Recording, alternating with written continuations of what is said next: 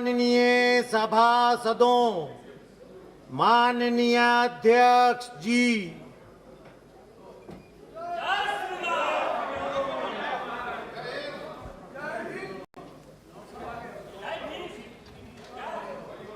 प्रश्न संख्या 101 दानिश अली जी।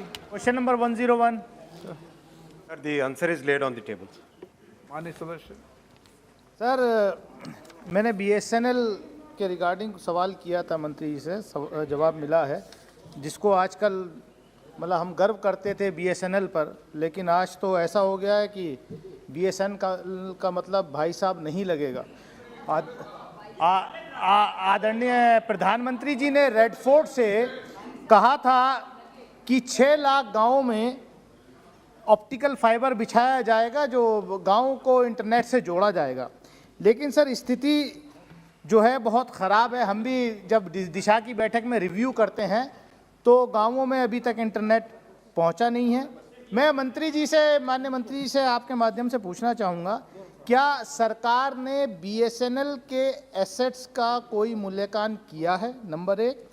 नंबर 2, क्या जो बीबीएनएल ने जो ऑप्टिकल फाइबर बिछाने का काम किया है वो कितने % हो गया है?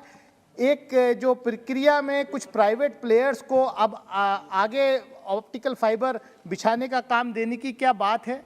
क्या ऐसा कुछ अराउंड 30,000 करोड़ का टेंडर जो है आप फ्लोट कर रहे हैं? माननीय अध्यक्ष जी, माननीय सांसद जी ने बीएसएनएल के बारे में कुछ कमेंट किए। मेरे हिसाब से उसकी जांच करनी चाहिए और अगर असंसदीय है तो उसको एक्सपंज करने चाहिए, पहली बात। दूसरी बात, बीएसएनएल और MTNL cash rich profitable companies थी। 2004 में जब एनडीए सरकार ने यूपीए सरकार को ये दोनों कंपनी सौंपी, तब कैश रिच प्रॉफिटेबल कंपनीज थी। उसके बाद में वो कंपनीज क्यों ऐसी परिस्थिति में आई, वो जो लोग आज उस तरफ बैठे हैं वो उनको जवाब देना चाहिए। मैं आपको बताता हूँ, वही बताता हूँ ना, 7 साल में जो किया बताता हूँ। आपने माफ कीजिए अध्यक्ष जी, 7 साल में आप माननीय अध्यक्ष जी जिस पोजीशन में बीएसएनएल को छोड़ के गए थे, उस पोजीशन से आज बीएसएनएल बहुत सिग्निफिकेंटली बेटर सिचुएशन में, पहली बार कई वर्षों के बाद में बीएसएनएल ने ऑपरेटिंग प्रॉफिट बनाया है। सर, पहली बार कई वर्षों के बाद में बीएसएनएल और एमटीएनएल इबिटा पॉजिटिव हुई है। इनकी जो परिस्थिति थी, उस परिस्थिति के लिए 2019 में जो रिवाइवल पैकेज किया, उस रिवाइवल पैकेज के कारण आज दोनों कंपनियां स्टेबल हो गई है। और माननीय अध्यक्ष जी, मुझे बहुत हर्ष के साथ कहना है कि माननीय प्रधानमंत्री जी ने इस बजट में बीएसएनएल एमटीएनएल के फर्दर ग्रोथ के लिए 45,000 करीब 45,000 करोड़, एग्जैक्टली 44,720 करोड़ का एलोकेशन किया है।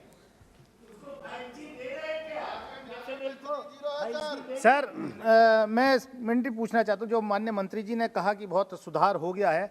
सर, मेरा खुद एनसीआर में, मेरा हापुड़ में जो एज एन एमपी कनेक्शन मिलता है, वो पिछले 2.5 साल से नहीं काम कर रहा।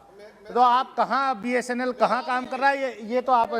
सर, मैं जो सवाल पूछना चाहता हूँ, क्या जो 44,000 करोड़ रुपया एलोकेट हुआ है, सरकार की नीयत कहीं बीएसएनएल को प्राइवेट प्लेयर्स को बेचने की तो नहीं है? कहीं ऐसा तो नहीं कि जो टावर्स लग रहे हैं, जो ऑप्टिकल फाइबर बिछ रहा है, सब ठीक ठाक करके फिर आप किसी दूसरे प्राइवेट प्लेयर्स को हैंडओवर कर दें, सारा का सारा, जैसे एयर इंडिया की तरह पैसा सरकार का लगे और बाद में किसी अडानी अंबानी को आप हैंडओवर कर दें? माननीय अध्यक्ष जी, 2019 में जो बीएसएनएल का रिवाइवल पैकेज किया गया, उसके कैपिटल इन्वेस्टमेंट की बहुत सारी ज़रूरतें थी। देश भर में नेटवर्क को मजबूत करने के लिए लगातार इन्वेस्टमेंट करना पड़ता है।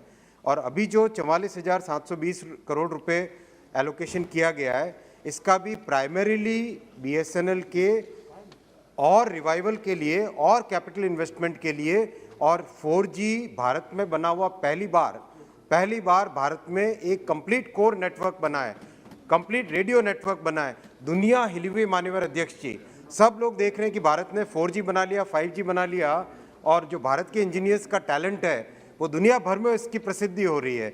और उसी रास्ते BSNL बहुत अच्छे से रिवाइव होगा और बहुत अच्छे से ग्रो करेगा। आज जब छोड़ के गए थे 7-7.5% मार्केट शेयर रह गया था, अभी अपने समय में ऑलरेडी 10% से अधिक आ गया माननीय अध्यक्ष जी। क्वेश्चन नंबर 109 क्लब किया जाता है। श्री मनीष तिवारी जी, माननीय सदस्य, माननीय मंत्री जी। 109 answer is laid on the table. Shri Rahul शिवाले।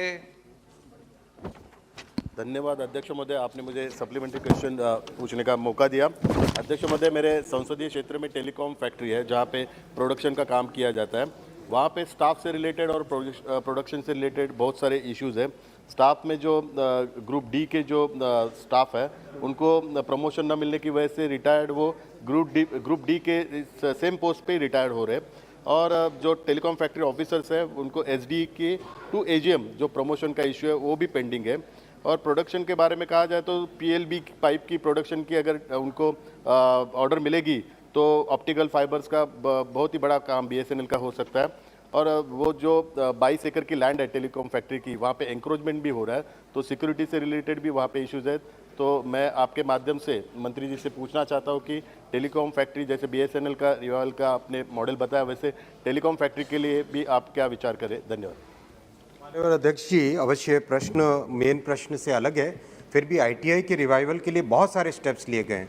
अभी हाल ही में रायबरेली में ITI के 3 नए यूनिट का काम चालू हुआ है। मॉडल कोड ऑफ कंडक्ट लग गया था, इसलिए कोई फॉर्मल इनॉग्रेशन नहीं किया, लेकिन एक दिन भी ITI को लॉस ना हो इसी कारण से वहाँ पे काम चालू कर दिया गया। ऑप्टिकल फाइबर केबल वहाँ पे बन रहे हैं और भी 3-4 अलग अलग तरह की चीज़ें बन रही है। साथ ही साथ ITI ने देश में 2 स्टेट्स में ऑप्टिकल फाइबर लेइंग का काम भी बहुत बड़े तरीके से किया है। श्री मणिकम टेगोर जी, श्री अरविंद सावंत जी, BSNL और अरविंद सावंत जी। लोकसभा अध्यक्ष जी, मेरे दिल की बात है नहीं सारी। मैं पहले तो धन्यवाद भी अदा करता हूँ। एक सवाल सही है आपका कि पुरानी सरकार ने उसके ऊपर ध्यान नहीं दिया। कल भी यही बहस हुई, आदरणीय निर्मला जी को लगा मैं कुछ बोल रहा हूँ, तो ऐसे नहीं था, ये मानता हूँ मैं।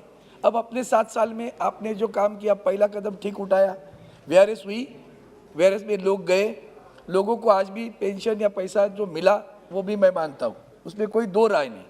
अब हुआ क्या, VRS के बाद में स्टाफ कम हुआ, जैसे इन्होंने अभी कहा कि इनकी लैंडलाइन मेंटेन नहीं हो रही है। सर आपके हाँ, मेरी विनती आपसे ये है कि ये रिवाइवल प्लान जो आपका चल रहा है उसमें MTNL BSNL के बारे में जो कदम उठाने चाहिए वो कदम वहाँ से, अभी जो कॉन्ट्रैक्टर को कॉन्ट्रैक्ट दिया है उसको कॉन्ट्रैक्ट देने के बाद उसके पास जो कर्मचारी आए हैं वो ट्रेंड नहीं है ना, तो उनको कुछ भी नहीं आता।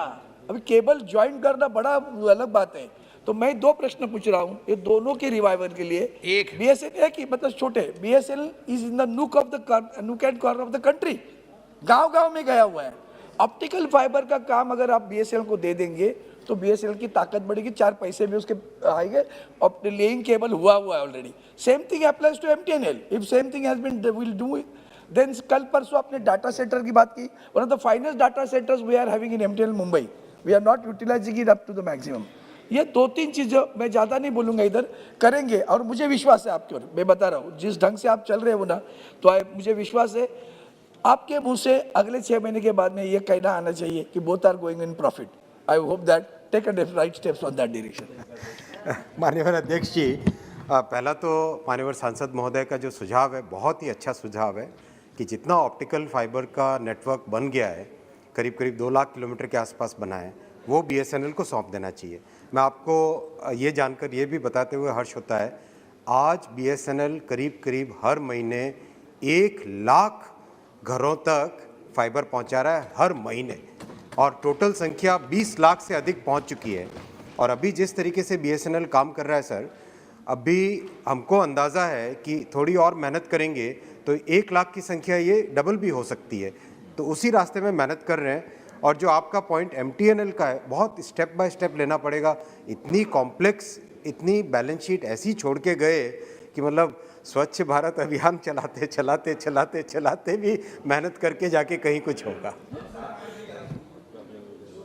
स्वागत राय जी। बहुत बहुत शुक्रिया आपको, परिवर्तन के संकेत दे रहे हैं सर। आपको कैसे आभार व्यक्त करूं कि ये बहुत जरूरी क्वेश्चन है सर। मंत्री नया मंत्री है, ये पहले ही दानिश अली, थोड़ा चुप करो मुझे। दानिश अली जी सर, मंत्री नया है, पहले आईएएस ऑफिसर थे, वाजपेयी जी को साथ काम किया, लेकिन मैजिशियन तो नहीं है। वो बोल रहे हैं कि बीएसएनएल का हालत अच्छा है। हजारों सर एक सेकंड में उनका पीड़ा आप समझिए। हजारों संख्या में बीएसएनएल का कॉन्ट्रैक्ट लेबर को छटाई हुआ और बीएसएनएल को 50% वर्कर को वीआरएस दिया गया। तो मैं मंत्री जी को अभी भी वही कॉन्ट्रैक्ट लेबर से ही काम कराते हैं, प्रश्न क्या है? नया कॉन्ट्रैक्ट बन के।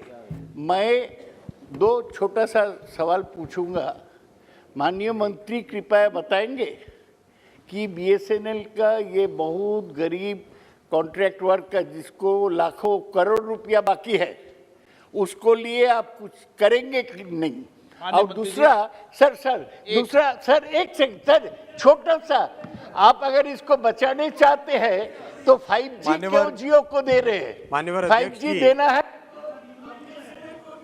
जियो को मिल जाएगा 5G, और बीएसएनएल कैसे प्रॉफिट में आएगा? मान्यवर अध्यक्ष जी, मान्यवर सांसद महोदय, हमारे बहुत ही वेल रिस्पेक्टेड सांसद महोदय हैं।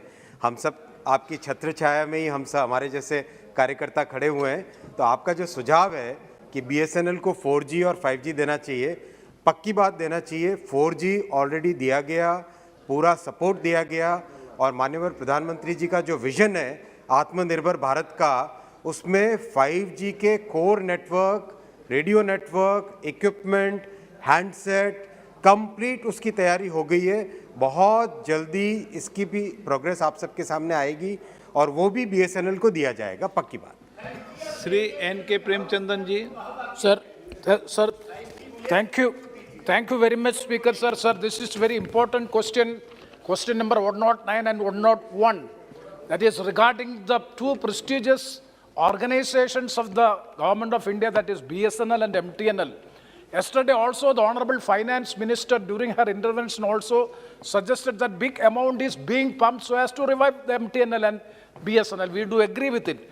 But the problem is, we are all chairing the BSNL Advisory Committee, Telecom Advisory Committee. The regular complaint which we are received is even 4G has not been provided. In the state of Kerala, even 4G has not been provided.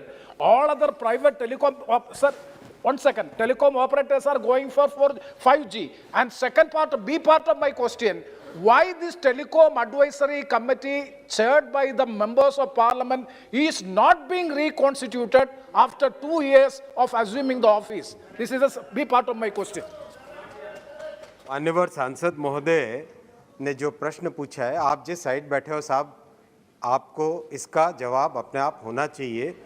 जितनी परिस्थितियां जैसी खराब condition में BSNL को छोड़ के गए, आने में समय लगता है, प्रयास बहुत ज़्यादा लगता है। आज की तारीख में, आज की कंडीशन में, मैंने जैसे पहले बोला, पहली बार कई वर्षों के बाद में बीएसएनएल एमटीएनएल, सॉरी आपने इंग्लिश में क्वेश्चन किया था, after many years BSNL MTNL has come into operating profit. It has become EBITDA positive after many years, sir. 4G has been given to BSNL. The rollout will happen in this year. This is something on which all of us are trying. There is no magician, जैसा कि स्वागत दादा ने बोला, but हमारे नियत साफ है, हमारे प्रयास में कहीं कोई कमी नहीं है। Question number 102 Ram Mohan Naidu ji. अध्यक्ष महोदय 102, प्रश्न 102। माननीय मंत्री जी, क्वेश्चन नंबर सभा पटल पर रखा है। माननीय सदस्य। धन्यवाद अध्यक्ष महोदय। मैं माननीय मंत्री जी से पूछना चाहता हूं, जो कोटिपल्ली नरसापुर रेलवे लाइन है, ये हमारे राज्य के लिए, स्पेशली अमलापुरम एरिया के लिए बहुत ही महत्वपूर्ण है सर। ये 2000 साल में हमारे सदन के पूर्व अध्यक्ष जी माननीय बाल योगी जी का सपना था और उनके समय उनके मेहनत से ये सैंक्शन भी उस टाइम हुआ। और जैसे आप जानते हैं 20 साल हो गया सर ये प्रोजेक्ट चलते चलते, और अभी उत्तर में दिया हुआ है कि राज्य सरकार का जो शेयर है, क्योंकि ये कॉस्ट शेयरिंग प्रोजेक्ट है, तो 360 करोड़ में से उन्होंने दिया है लगभग 2 करोड़ 70 लाख। तो राज्य सरकार की परिस्थिति अभी ऐसी है कि जो सड़कें हैं उनके गड्ढे भी अभी ठीक तरह से वो पूरा नहीं कर पा रहे, तो ये करोड़ों की बात कर रहे हैं हम। तो इस तरह का अगर परिस्थिति राज्य में रहता है तो रेलवे मंत्रालय से क्या सपोर्ट मिलेगा कि हम ऐसे ही रहने दें, कि ये प्रोजेक्ट ऐसे ही रहने दें, या फिर कोई सपोर्ट अभी मिलेगा मंत्रालय से? Thank you. अध्यक्ष महोदय, ये बात सही है कि ये प्रोजेक्ट जो है कोटापल्ली नरसापुर, ये आंध्र के लिए बहुत ही महत्वपूर्ण ऐसा प्रोजेक्ट है। और साहब ने बताया कि बाल योगी साहब का ये सपना था, ये भी बात सही है। लेकिन मैं आपके माध्यम से माननीय सदस्य को बताना चाहता हूँ कि इस प्रोजेक्ट में 2120 करोड़ रुपए की लागत लगने वाली थी और 25% पैसा राज्य सरकार से आना था, लेकिन राज्य सरकार ने पैसा देना अभी बंद कर दिया है। एक ही प्रोजेक्ट पे नहीं, 5 प्रोजेक्ट जो आंध्रा में चल रहे, पाँचों के पाँचों प्रोजेक्ट को राज्य सरकार ने पैसा अभी देना बंद कर दिया है, इसलिए इसकी प्रगति धीमी है। Honourable members supplementary. दूसरा सवाल है सर, चलिए अब तो इसका तो कुछ कर ही नहीं सकते जब तक राज्य सरकार पैसे नहीं दे। दूसरा इसी से थोड़ा सा संबंधित है सर, जो रेलवे जोन जो सैंक्शन हुआ है आंध्र प्रदेश के लिए, साउथ कोस्ट रेलवे जोन, और ये जो कोटिपल्ली नरसापुर ये सब डिवीजन सब उसी जोन में आने हैं सर। इसको प्रपोज करके 3 साल हो गए अभी तक, तो और कितना इंतजार करना पड़ेगा आंध्र के लोगों के लिए कि ऑपरेशन में कब तक आएगा ये साउथ कोस्ट रेलवे जोन? अध्यक्ष महोदय, ये प्रश्न इस प्रश्न से संबंधित नहीं है, लेकिन मैं माननीय सदस्य की जानकारी के लिए बता दूंगा कि सरकार ने इस पे कार्यवाही ऑलरेडी शुरू कर दी है। ओएडी की नियुक्ति इस पर हुई है और बहुत ही जल्दी ये काम शुरू हो जाएगा। Shri मरगनी Bharat ji. Sir, thank you, sir, for the supplementary question. As the member is raising this point, I do agree with that, sir. But one point, when the government of India has to give us where is the revenue deficit, is lot of revenue deficit is there from the government of India. I request through you, sir, to revive the cost estimates, and the cost sharing has to be borne by the government of India. When the state got bifurcated unscientifically, so where are the funds from us? So I request the government of India and railway department to revive the cost estimates, and 100% has to be borne by the government of India. I request my TDP colleague also to support this particular issue. Thank you, sir. अध्यक्ष महोदय, जब तेलंगाना और आंध्रा का विभाजन हुआ उस समय वो राज्य का प्रश्न है कि ये रास्ता जिस राज्य के अंतर्गत आएगा उस राज्य ने इसका जो भी लागत उसके वो देना चाहिए। श्री राम कृपाल यादव जी।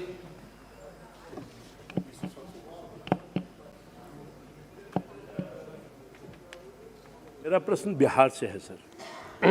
ये मूल प्रश्न उसी तरह का सिमिलर क्वेश्चन आंध्र का है। परियोजना बहुत नहीं, महत्वपूर्ण है। आपकी जानकारी मेरे मूल प्रश्न आंध्र का है।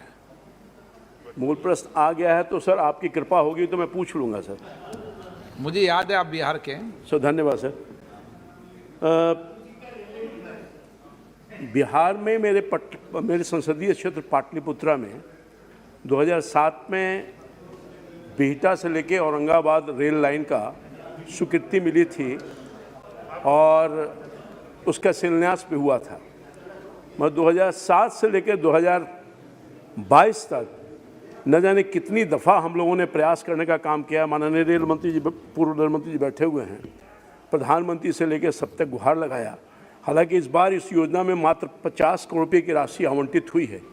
मैं ये जानना चाहता हूँ, चूँकि 50 करोड़ में वो रेलवे लाइन नहीं बिछने वाला है सर, और 122 किलोमीटर है, 4 लोकसभा उसमें प्रभावित होता है। आपका प्रश्न क्या है? सर मेरा प्रश्न ये है कि बिहटा से लेकर औरंगाबाद रेल लाइन जो 122 किलोमीटर है वो कब प्रारंभ होगा, कब सपना पूरा होगा? अध्यक्ष महोदय, आगे सपने की कहने की जरूरत नहीं, बस इतना पूछ रहा हूँ। अध्यक्ष महोदय, बेहता से लेकर औरंगाबाद ये जो परियोजना है इसके लिए माननीय सदस्य ने अलग प्रश्न पूछना चाहिए, लेकिन उनके जानकारी के लिए मैं आपके माध्यम से उनको बोलना चाहता हूं कि इसकी मैं जानकारी लूँगा और आपको बता दूंगा। 03 श्री ए गणेश मूर्ति। पूर्ण माननीय मंत्री जी, क्वेश्चन नंबर 103 माननीय मंत्री जी। Answer is laid on the table of the House. Honorable members, அமைச்சர் அவர்களுடைய பதிலில் எந்தெந்த ஆண்டுகளில் எவ்வளவு அந்நிய நேரடி முதலீடு தொகை வந்துள்ளது என்பது மட்டும்தான் குறிப்பிட்டிருக்கிறார்கள். அவை எந்தெந்த நாட்டிலே இருந்து எவ்வளவு வந்துள்ளது, அதேபோல தமிழ்நாடு அரசின் மாண்புமிகு முதலமைச்சர் தளபதி ஸ்டாலின் அவர்கள் அந்நிய முதலீட்டிற்காக பெருமுயற்சி எடுத்துக்கொண்டுள்ளார்கள். தமிழ்நாடும் அதிக முயற்சி எடுத்துக்கொண்டிருக்கிற நிலையில் மத்திய அரசாங்கம் அதற்கு தமிழ்நாடு அதிக முதலீடு பெறும் வகையில் என்ன முயற்சி எடுத்துக்கொண்டிருக்கிறது? You know, I missed the first part in Tamil. You said which project in Tamil? Sir, if I ask the question in English, the minister should reply in English only. But by the time I got the translation, sir, I'm asking member you to asking repeat question what in you Tamil, said. but ministers are answering in Hindi. Only repeat. Honorable member, What is please. that? Honorable, One please, minute. member, repeat. Excuse me, Speaker, Repeat. sir. I can answer in Hindi if I desire. It is available for you in translation. No, in Tamil. when I am speaking in No, Tamil, no, remember, when I have a speak right in to Tamil, answer you also in tell- Hindi. I Sir, have a right to sir, answer sir. in Hindi. Repeat. Honorable member, repeat. Now, please.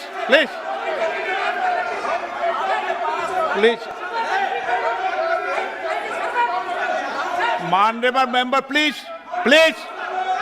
माननीय मंत्री जी mic को खोल रहे थे, उन्होंने question पूछा, एकदम तमिल में, उनको पता नहीं था तमिल में क्वेश्चन पूछेंगे। Honourable member, please repeat. No, अरे आप बैठे, आपको किसने मौका दिया? प्लीज ऑनरेबल मेंबर, प्लीज बैठिए।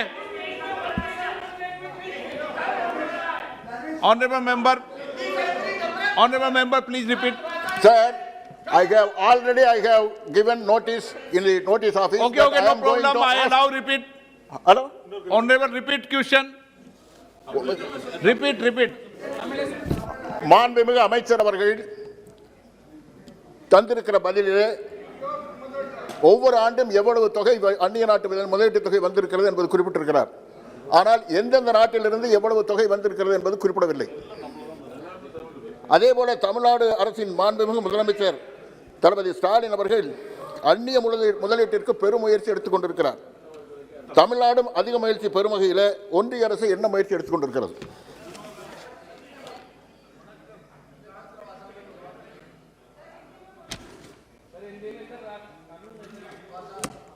सर, मैं आपसे रूलिंग चाहता हूं कि ऐसा कोई कानून है क्या लोकसभा में कि अगर एक भाषा में पूछा जाए तो उसी भाषा में जवाब देना है? ऐसा नहीं है।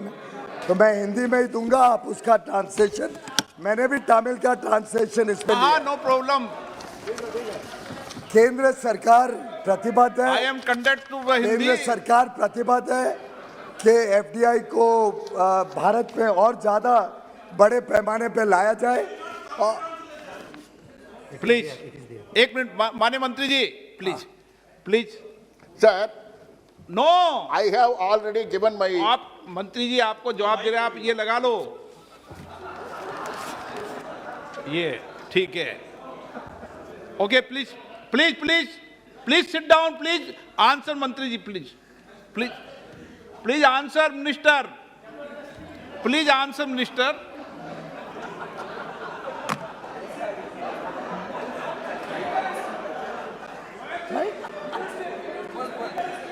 भारत सरकार प्रतिबद्ध है कि भारत में निवेश विश्व से लाया जाए, जो सुविधाएं देने। No, not an answer, no problem.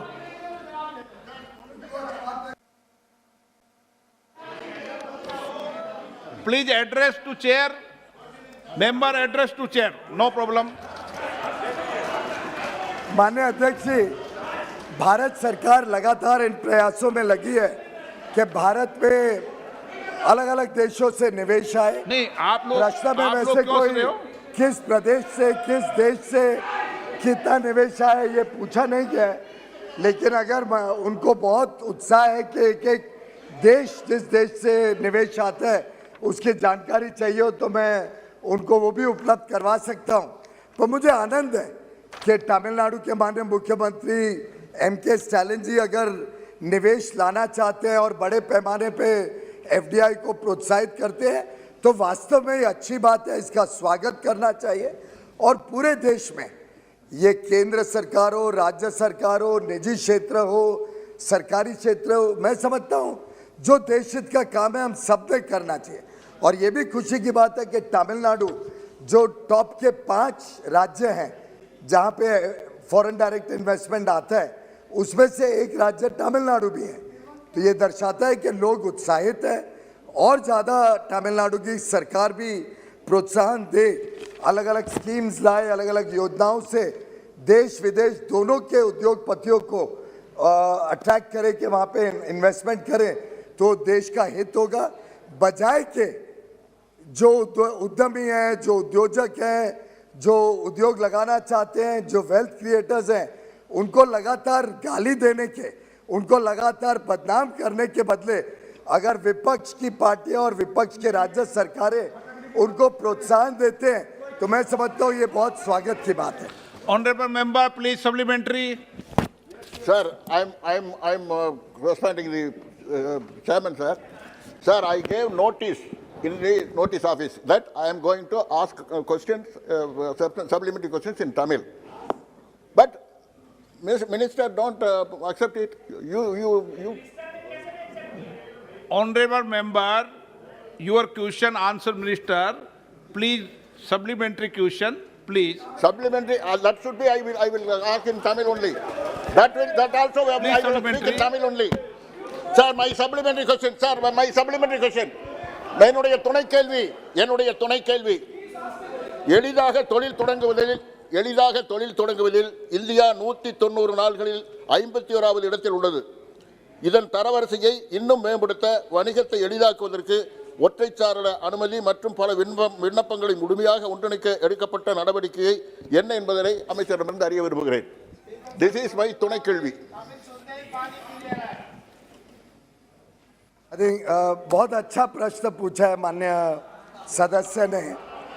केंद्र सरकार ने पूरा जो कोविड का समय था इसको अवसर में बदलते हुए 2-2.5 वर्षों में एक पूरे देशव्यापी नेशनल सिंगल विंडो सिस्टम का निर्माण किया है। उसका बीटा लॉन्च भी किया गया है कुछ महीने पहले। इसमें केंद्र की कई सारे डिपार्टमेंट्स, लगभग 30-32 डिपार्टमेंट्स का सहयोग मिला है। तो अलग अलग जो उनकी अप्रूवल्स हैं वो उस नेशनल सिंगल विंडो से होती हैं। साथ ही साथ कई राज्य सरकारों ने भी इस काम में अपने आप को जोड़ा है और ये राज्य सरकारों के अप्रूवल्स को भी हम नेशनल सिंगल विंडो पे लाने में सफल हुए हैं। जो राज्य नहीं जुड़े हैं, मेरा अनुरोध है, सभी माननीय सांसदों को भी अनुरोध है, आप अपने अपने राज्यों में राज्य सरकार को कहें कि वो नेशनल सिंगल विंडो में जुड़े। अगर सर आपकी अनुमति हो तो सभी माननीय सदस्यों को आनंद आएगा सुन के हमने कॉन्सेप्ट क्या किया है। हमने ये किया है कि एक फॉर्म लिया जिसमें बेसिक डेटा सब डाल दिया, यानी कंपनी का नाम हो, उसके डायरेक्टर्स हो, जो साधारणतः जानकारी हर सरकारी एप्लीकेशन में लगती है, एड्रेस, डायरेक्टर्स का address, tin number, pan number, ये सब जो जानकारियाँ कॉमन होती हैं जो हजारों बार अलग अलग एप्लीकेशन में डालनी पड़ती है, उसके लिए एक कॉमन फॉर्म बनाया है। और फिर एक एक विभाग को जो जानकारियाँ अतिरिक्त चाहिए वो अतिरिक्त जानकारियाँ अलग वो विभाग मांग सकता है, परंतु बहुत डुप्लीकेशन कम होगा, सरलता से ऑनलाइन सभी अप्रूवल्स लोगों को मिलेगी। मुझे आप सबको सूचित करते हुए आनंद आता है कि हजारों की संख्या में अब कंपनियां उसमें जा रही हैं, उस वेबसाइट पे सैकड़ों एप्लीकेशंस आनी शुरू हो गई हैं, अप्रूवल्स भी ग्रांट होना शुरू हो गया है। अगर सभी राज्य सरकारें, सभी लोकल इकाइयां, पंचायत या कॉरपोरेशन वगैरह भी जुड़ जाएं और हम केंद्र में तो सब मिनिस्ट्रीज को जोड़ ही रहे हैं, तो वास्तव में ईज ऑफ डूइंग बिजनेस का लाभ हर उद्योग को, सेवा क्षेत्र के लोगों को, छोटे बड़े सूक्ष्म लघु और मध्यम उद्योग को, सभी को इसका लाभ मिलना शुरू हो सकता है। No honourable member please sit. Aslam Masoodi ji. जनाब, जम्मू कश्मीर में दो इम्पॉर्टेंट सेक्टर्स हैं, एक टूरिज़्म का, एक है फूड प्रोसेसिंग का। तो मैं ये जानना चाहता हूँ कि क्या फूड प्रोसेसिंग में कोई प्रयास किए गए FDI के, और क्या टूरिज़्म में अगर किए गए तो उसका लाभ क्या हुआ, उसका नतीजा क्या निकला, कितनी कमिटमेंट्स हो गई और क्या किस स्टेज पर वो पहुँच गया? बहुत अच्छा है कि माननीय सदस्य ने प्रश्न पूछा, इससे रिलेटेड नहीं है पर मुझे आपको सूचित करते हुए बड़ा आनंद आता है। लेफ्टिनेंट गवर्नर साहब माननीय मनोज सिन्हा जी 3 दिन पहले ही दिल्ली में थे, मुझे भी मिल के गए।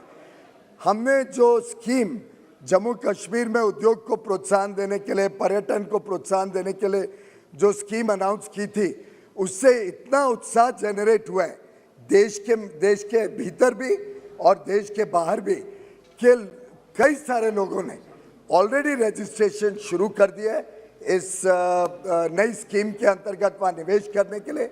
हमारा अनुमान था 25,000 करोड़ के इन्वेस्टमेंट आएंगे, फिर लगा के देखते हुए सबका उत्साह के 48,000 करोड़ के निवेश का अनुमान बना। मनोज जी उस दिन कह रहे थे कि शायद अब लगता है कि 60,000 करोड़ तक जम्मू कश्मीर में निवेश अलग अलग क्षेत्रों में आने के संकेत सामने दिखते हैं। तो जो स्कीम में फंड्स भी प्रोवाइड किए गए वो मुझे बता रहे थे अब कम पड़ेंगे, आपको बढ़ाने की तैयारी रखनी पड़ेगी। पर मुझे आनंद है बताते हुए कि माननीय प्रधानमंत्री नरेंद्र मोदी जी प्रतिबद्ध हैं कि जम्मू कश्मीर पे बड़े पैमाने पे निवेश आए, बड़े पैमाने में पर्यटन को प्रोत्साहन मिले, अलग अलग उद्योग क्षेत्र के लोग वहाँ आए, सर्विसेज सेक्टर, IT सेक्टर, और हमारे युवा युवती जम्मू कश्मीर के IT में भी अपना योगदान देना चाहते हैं। तो इन सभी क्षेत्रों में अच्छा उत्साह दिखाई दे रहा है।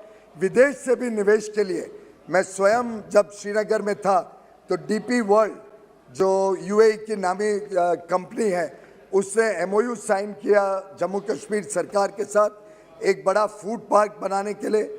हाल में ही LG साहब ने मुझे बताया कि एक और UAE की कंपनी लगभग 5 लाख फुट का एक बड़ा वहाँ पे शॉपिंग के लिए मॉल बनाना चाहती है। तो देश विदेश दोनों से अच्छा निवेश आने के संकेत जम्मू कश्मीर में। Number 104 Shri CP Joshi ji. श्री गणेश सिंह जी। माननीय अध्यक्ष महोदय, मैं आपके माध्यम से माननीय मंत्री जी से जानना चाहता हूं कि पूरे देश में जितनी सरकारी खरीदी हो रही है MSP के माध्यम से, उसके भंडारण की कमी देखी जाती है और सालों लाखों मीट्रिक टन अनाज सड़ रहा है। जिस राज्य मध्य प्रदेश से मैं आता हूं, वहां पर राज्य सरकार ने अपने प्रयासों से भंडारण की व्यवस्था की है और FCI जो खरीदी करती है उस अनुपात में भंडारण की कमी है। मैं माननीय मंत्री जी से जानना चाहता हूं कि ये भंडारण की जो कमी है इसको कब तक पूरा किया जाएगा और किन किन राज्यों में कितने कितने भंडारण की आवश्यकता है। जहाँ तक माननीय सदस्य श्री गणेश जी ने प्रश्न किया है, यूँ तो राजस्थान से जुड़ा विशेष प्रश्न है, फिर भी उन्होंने मध्य प्रदेश के बारे में भी बताने का कहा है, तो ज़रूर उनको हम मिल के बताएंगे। जहाँ तक उद्देश्य सरकार का जो उन्होंने कहा भंडारण के बारे में, तो भारत सरकार पूरी तरह से भंडारण की क्षमता को बढ़ाने के लिए लगातार तत्पर रही है। और आपकी जानकारी के लिए कि एक 22 की स्थिति के अनुसार भारतीय खाद्य निगम पूरे देश में जहां तक खाद्यान्नों के भंडारण की क्षमता को है 2199 गोदामों को स्वामित्व वाले और किराया दोनों उसका प्रचालन करने का सरकार ने वो किया है। उसमें से कुल क्षमता 426.98 लाख टन ये कुल क्षमता है। उसके अलावा जो राज्यों के पास हमारे खाद्यान्न स्टॉकों के भंडारण है उसकी संख्या 365.83 लाख टन है। यानी कुल हमारे पास 792.81 लाख मैट्रिक टन की क्षमता का गोडाउन आज देश भर में है। जहाँ तक मध्य प्रदेश के बारे में तो मैंने पहले कह दिया, मैं उसके बारे में आपको अलग से बता दूंगा। पूछा जवाब देना। प्रताप राव जाधव जी, उदय प्रताप जी। धन्यवाद अध्यक्ष महोदय। माननीय मंत्री जी से मेरा एक छोटा सा प्रश्न है कि जो भी किसानों के लिए जो 25% के ऊपर अनुदान के ऊपर जो भी गोडाउन बनाए जाते हैं तो उसके लिए जो अनुदान रहता है तो 2-2 साल तक नहीं मिलता है, तो वो जल्दी किसानों को मिलने के लिए कोई कोशिश सरकार के तरफ से की जा रही है? महोदय, जहाँ तक माननीय सांसद जी ने सवाल किया है कि पैसे नहीं मिलते हैं, हमारे यहाँ गोडाउन बनाने की 5 प्रकार की पद्धति है। जो पद्धति नहीं, आप तो प्रश्न का जवाब दो। प्रश्न में बता रहा हूँ उनके बारे में, अगर वो निश्चित रूप से वो मुझे लिख के देंगे तो हम उनका समाधान कर देंगे। उदय प्रताप जी, संक्षिप्त में प्रश्न पूछो, संक्षिप्त में जवाब दो। धन्यवाद अध्यक्ष जी। मैं आपके माध्यम से माननीय मंत्री जी से, भारतीय खाद्य निगम हिंदुस्तान में एमएसपी पर जो खरीदी होती है उसके भंडारण का काम करती है। मैं अपने संसदीय क्षेत्र का एक उदाहरण देते हुए अध्यक्ष जी कहना चाहता हूं कि मेरे होशंगाबाद में जो भंडारण की क्षमता है वो पर्याप्त है। नरसिंहपुर है, मंडला है, सिवनी है, वहां पर भंडारण की क्षमता कम है। तो इसके संतुलन स्थापित करने के लिए मंत्रालय क्या काम करेगी? और साथ में जो सांसदों की एक समिति बनाते हैं, परामर्शदात्री समिति प्रदेशों में बनती है, वो अगस्त 10 में आपने बनाई है, कोई मीटिंग नहीं होती, कहीं कोई कोऑर्डिनेशन नहीं है जनप्रतिनिधियों और एफसीआई के बीच में। क्या सरकार इस संबंध में कोई अपनी तरफ से इसमें मैकेनिज्म डेवलप करने का काम करेगी? महोदय, माननीय उदय जी ने मध्य प्रदेश के अपने क्षेत्र के बारे में प्रश्न किया है, हम उनको ज़रूर बता देंगे मिल करके। जहाँ तक भंडारण का अंतराल का आकलन के बारे में बताया है उन्होंने कि भंडारण स्टोरेज कैसे निर्माण करते हैं, तो आपकी जानकारी के लिए उसके जो आधार है भंडारण निर्माण के देश स्तर पर, उसमें जो हमारे खरीद करने वाले राज्य हैं, जो प्रोक्योरिंग स्टेट है, और उसके पिछले 3 वर्षों में जो सर्वाधिक भंडारण किए गए खाद्यान्न के स्तरों के आधार पर, पहला। दूसरा कि जो उपभोग करने वाले स्टेट है यानी कंज्यूमिंग स्टेट जो है, उसमें राष्ट्रीय खाद्य सुरक्षा अधिनियम और अन्य इस प्रकार के कल्याणकारी स्कीम, उसमें से 4 माह का आवंटन और पूर्वोत्तर क्षेत्रों के लिए 6 माह का आवंटन जो भी हो उसका आकलन किया जाता है और इसका जिलावार आकलन होता है। और साथ ही जहां यह अंतर दिखता है वहां केंद्र सरकार उसके निर्माण कार्य को करते हैं या किराए पर लेते हैं। जहां तक भारतीय खाद्य भंडारण निगम का जो उन्होंने क्षमता का लगातार बताया है, उसमें से हमने उसके निगरानी करने की व्यवस्था भी रखी है। तो विशेष रूप से ये हमारा प्रावधान इस प्रकार से उसके अंतर गैप को कम करने का ये पद्धति है। क्वेश्चन नंबर 105 का क्या होगा मंत्री जी? कुमारी जी, बैठ के। क्वेश्चन नंबर 105 माननीय मंत्री जी, on the table of the house. माननीय सदस्य। Thank you, Speaker, sir. Sir, through you, I would like to ask the Honorable Minister, the government has taken many steps to make social media a safe and reliable space for the citizens of India by making IT Rules 2021. Can the Honorable Minister throw some light on how the government is ensuring that social media platforms are complying with these regulations? Sir, honorable member has asked a very important question. Social media today is all prevalent in our life. In 2021, to make sure that social media is safe and people can trust what is written on that, a very self-regulating kind of regime was published. These were called the IT intermediary social media intermediary guidelines. Basis that, basically there are 2 things. First is institutional structure, second is the process. Institutional structure has been set by almost all the significant social media intermediaries. All of them are also following the guidelines and publishing their monthly reports. These are the reports which are available on the platforms. They can be downloaded by anybody. So I think the compliance has been good, and whatever further steps are needed to make social media accountable, the government is open to those suggestions. माननीय सदस्य। Sir, thank you so much. The Honorable Minister, of course, actually answered my second question, which is about submitting monthly reports. Are the social media companies, are they submitting it timely? If not, what is the action taken against them? The significant social media intermediaries are submitting the reports. It is uploaded directly on their platforms. Shri Kalyan Banerjee ji. Very specific things.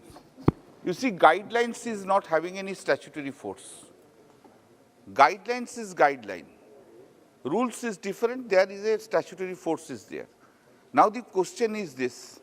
Of course, the freedom of expression is there, freedom of speech is there, but the way the social media is being utilized, even the very honorable posts of prime ministers, honorable posts of the honorable chief ministers, they are making sometimes this post, this person's meme, etc., etc. Whether the government is having any thought to bring any act restricting, prohibiting, or rather regulating these types of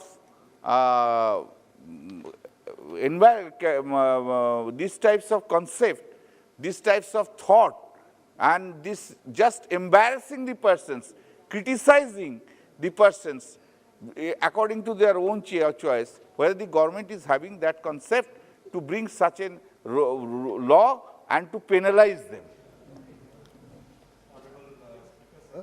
First, I would like to clarify that these are not guidelines, these are rules. There is a statutory backing of these rules, first of all. Second, sir, see, the name can have word guideline, but these are rules, right? So that's why I clarified, and thank you for raising that point. Sir, the point about social media, where is that balance, has to be carefully debated within a forum like this, outside this also. We have to come to some sort of consensus, because as and when governments try to increase accountability and increase regulation, the question from the civil society comes is whether we are taking away the freedom of expression. If we don't increase regulation, if we don't make the social media accountable, then the safety and trust that the citizens have on this media, that comes under a question mark. So it's a very, very fine balance that we have to strike. It's an evolving world. We all have to evolve and we have to mold according to the changes that are happening. Nishikant Dubey ji. धन्यवाद अध्यक्ष महोदय. Sir, समस्या ये है कि ये intermediaries कौन है और पब्लिशर कौन है, ये किसी भी प्लेटफॉर्म पे अभी तक पता नहीं चल पाया और भारत सरकार भी इसके लिए चिंता करती है. दूसरा सवाल ये है सर कि सुप्रीम कोर्ट ने 66A आईटी रूल की जो आत्मा थी 66A उसको हटा दिया. पार्लियामेंट को जो कानून बनाने का अधिकार था वो सुप्रीम कोर्ट ने हटा दिया और हम आज तक कुछ नहीं कर पाए हैं, और इसके लिए महिलाओं का और बच्चों का जो है हमेशा शोषण होता रहता है, और जो कल्याण बनर्जी साहब कह रहे थे हम पॉलिटिशियन का भी होता रहा है. मेरा आपके माध्यम से सरकार से ये पूछना चाहता हूं मैं कि क्या 66A के स्थान पर हम सोशल मीडिया को या इस तरह के पब्लिशर को रोकने के लिए आईटी एक्ट में सुप्रीम कोर्ट के रूल के खिलाफ कोई कानून बनाने की व्यवस्था करने वाले हैं? यदि करने वाले हैं तो कब तक? अध्यक्ष जी, मान्यवर सांसद महोदय का जो सुझाव है, एक तरीके से प्रश्न नहीं है, ज़्यादा सुझाव है. इस सुझाव को हम स्वागत करते हैं. इसके ऊपर एक डिटेल डिबेट होना चाहिए. डिटेल डिबेट होके ही इसका सोल्यूशन निकलेगा. क्वेश्चन नंबर 106 श्री अरुण साहू जी. ऑनरेबल मेंबर, माननीय मंत्री जी. सभापति को रखा.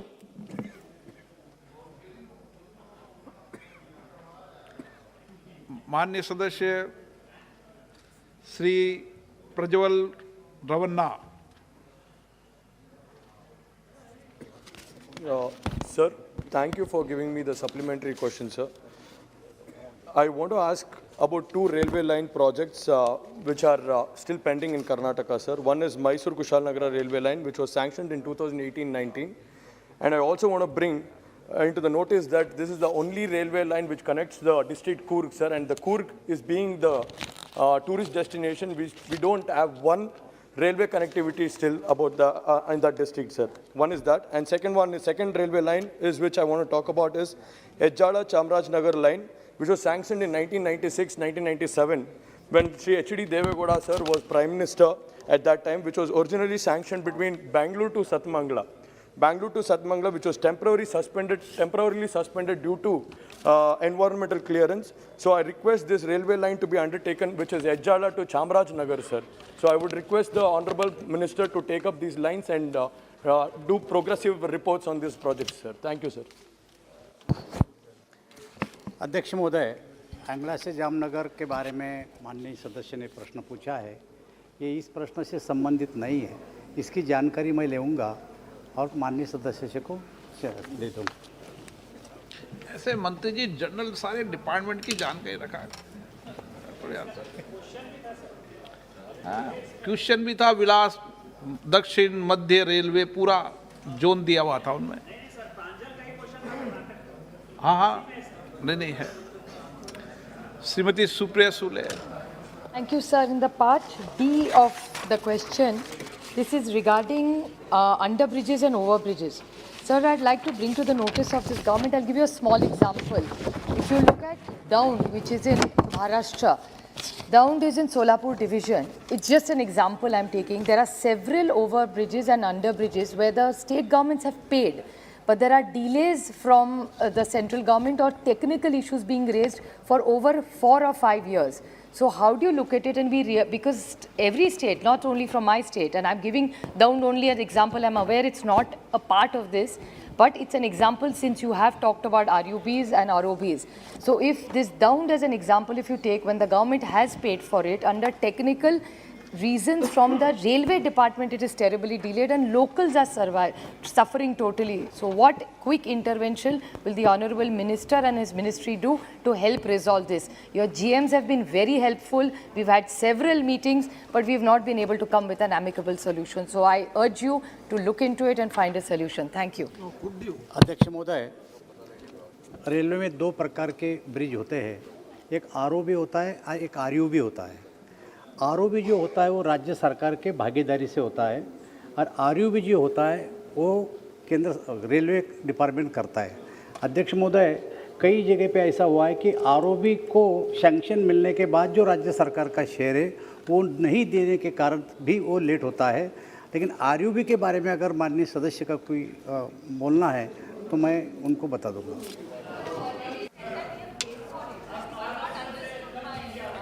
Question number 107 Bhartrihari Mahtab ji. Question number 107, sir. Statement is laid on the table of the House. Sir,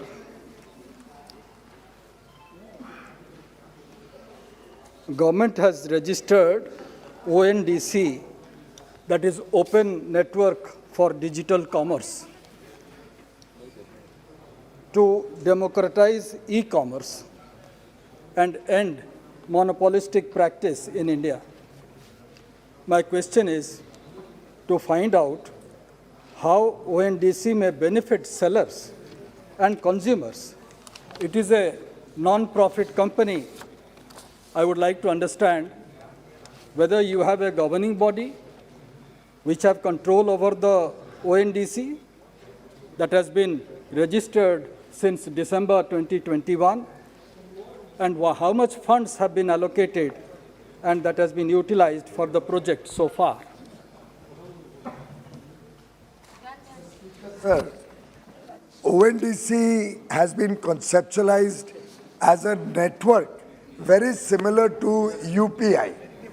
The idea is that over the last few years, we are observing that very large companies have almost taken a complete stranglehold on the e-commerce business. But there are a number of our young boys and girls startups full of ideas, full of new ways of doing things.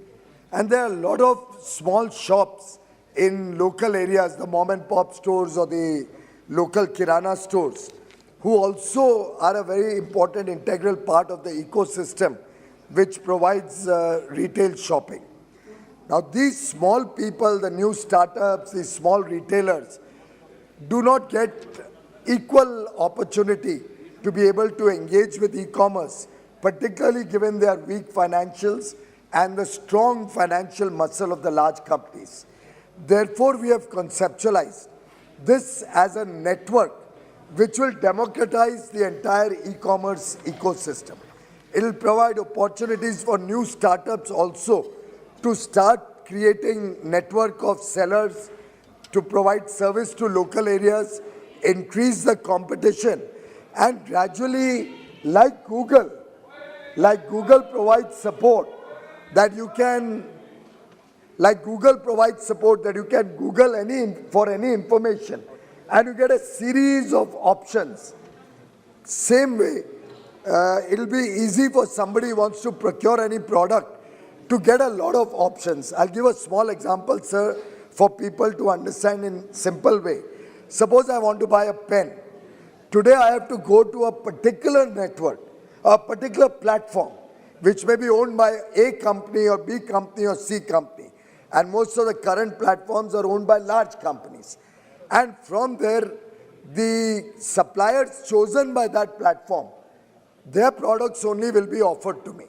But instead of that, once ONDC becomes operationalized, I will Google, like I would Google in ONDC as a network, I will be able to say, I want to buy a pen. And then all the various platforms which offer pens will all come into that, into your screen, and you can choose where you have the best opportunity. This will provide a level playing field for the small retailers and help them also expand their business and stand up in competition, despite not having the financial muscle, but they will get an equal opportunity to provide service. This concept we've been working for about 2 years, 1.5 years. We've had extensive stakeholder consultations. Basis that extensive consultation, a steering committee was formed, which comprised mainly of large technology experts who understand this subject, who are able to build up the network that is required to provide level playing field for all companies. Now we have formed a Section 8 company. We are in the process of finalizing the governance structure of that company. We have taken a very high quality technocrat who will help us to create the back-end technology for this. He has started working on it. And I think in another few months, we'll be in a position to do a beta launch and test the system and ensure that it gives opportunity for, particularly for small retailers, to stand up in the competition against the big companies. Quality will not be compromised. I have a second question, sir. So these are all forward-looking because the minister is conversant relating to the network. When we talk about platform, the difference between platform and network, that needs to be explained in greater detail to the general public. So in that respect, I understand, you understand, but here I would like to understand, sir, that the ONDC initiative that you have, you said it is yet to be rolled out, it's still in the making. When it will be made fully functional, what is the timeline, and whether government has laid down any criteria and guidelines with regard to listing of products by the sellers on the said platform? This is to help the consumers in a great detail. Well, of course, as I said, we expect that in a few months' time, we'll have the basic network ready. Then, of course, it involves a lot of firewalls, a lot of technology input to ensure the sanctity of the processes, secrecy, safety of data.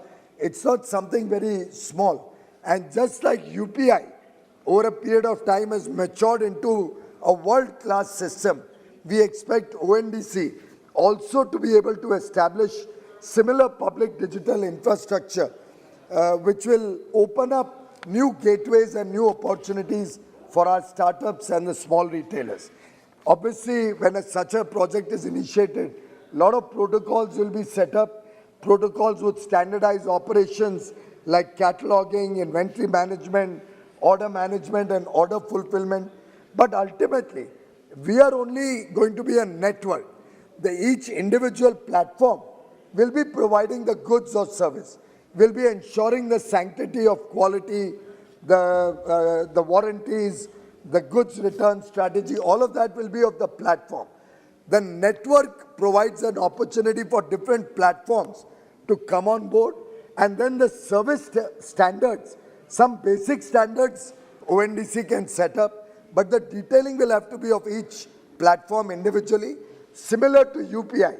So on UPI, you have State Bank also, you have ICICI also, you have Paytm also, you have public, private, banks, other NBFCs, other payment systems. They all vie for the business. They all compete with their practices, their service. Similarly on this, everybody will get a fair chance to compete. Question number 108, Shri Dhanush M. Kumar. Question number 108. माननीय मंत्री महोदय, The answer is laid on the table of the House. Honorable member. Honorable Speaker, sir. In Tamil Nadu, there are many textile industry, and Sangarangovil is Tenkasi district is one of them. Cotton sarees and towels produced in Sangarangovil are very famous, and the products are distributed all over the country. In this context, I would like to know from the Honorable Minister the steps taken to set up export centers in Sangarangovil in Tenkasi to boost exports.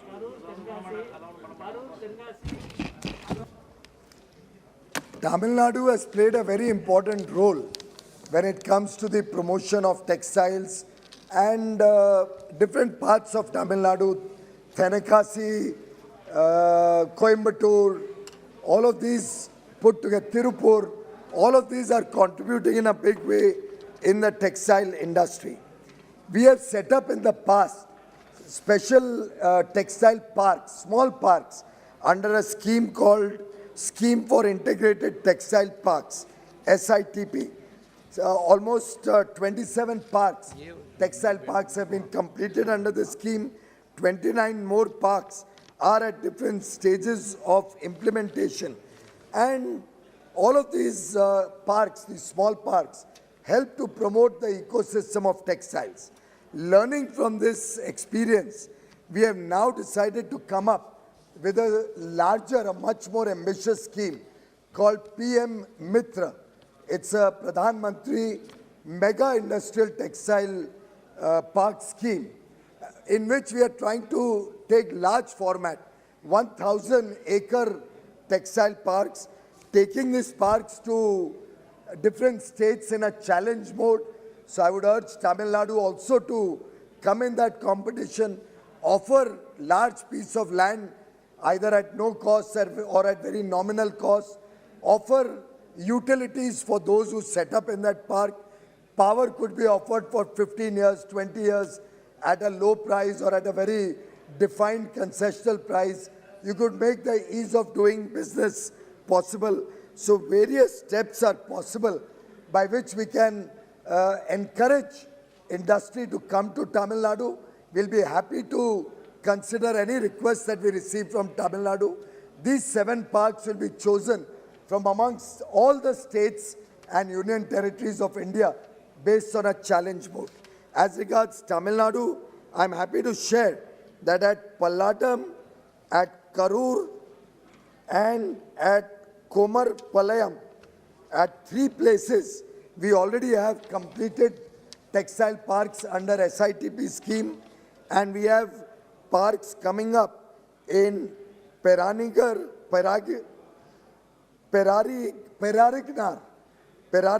Anna Handloom Silk Park, Seema Textile Processing Center, Pallavada Textile Park, and the Great Indian Linen and Textile Infrastructure Company. 4 more SITP parks are under implementation in Tamil Nadu. प्रश्नकाल समाप्त. मैं माननीय सदस्य एक व्यवस्था दे रहा हूं। कई माननीय सदस्य खड़े होकर लगातार 2-2, 3-3, 5-5 मिनट बात लगातार करते हैं। आज के बाद 1 second, 2 second, 3 second, 4 second, 5 second तक तो खड़े होने की इजाजत है, और 5 सेकंड बाद कोई भी सदस्य खड़ा हुआ तो मैं नाम लेकर उसको पुकारूंगा। माननीय सदस्य प्लीज सिट डाउन प्लीज। मतलब माननीय सदस्य इधर खड़े हैं, इधर खड़े हैं, इधर खड़े हैं, खड़े होकर बात कर रहे हैं।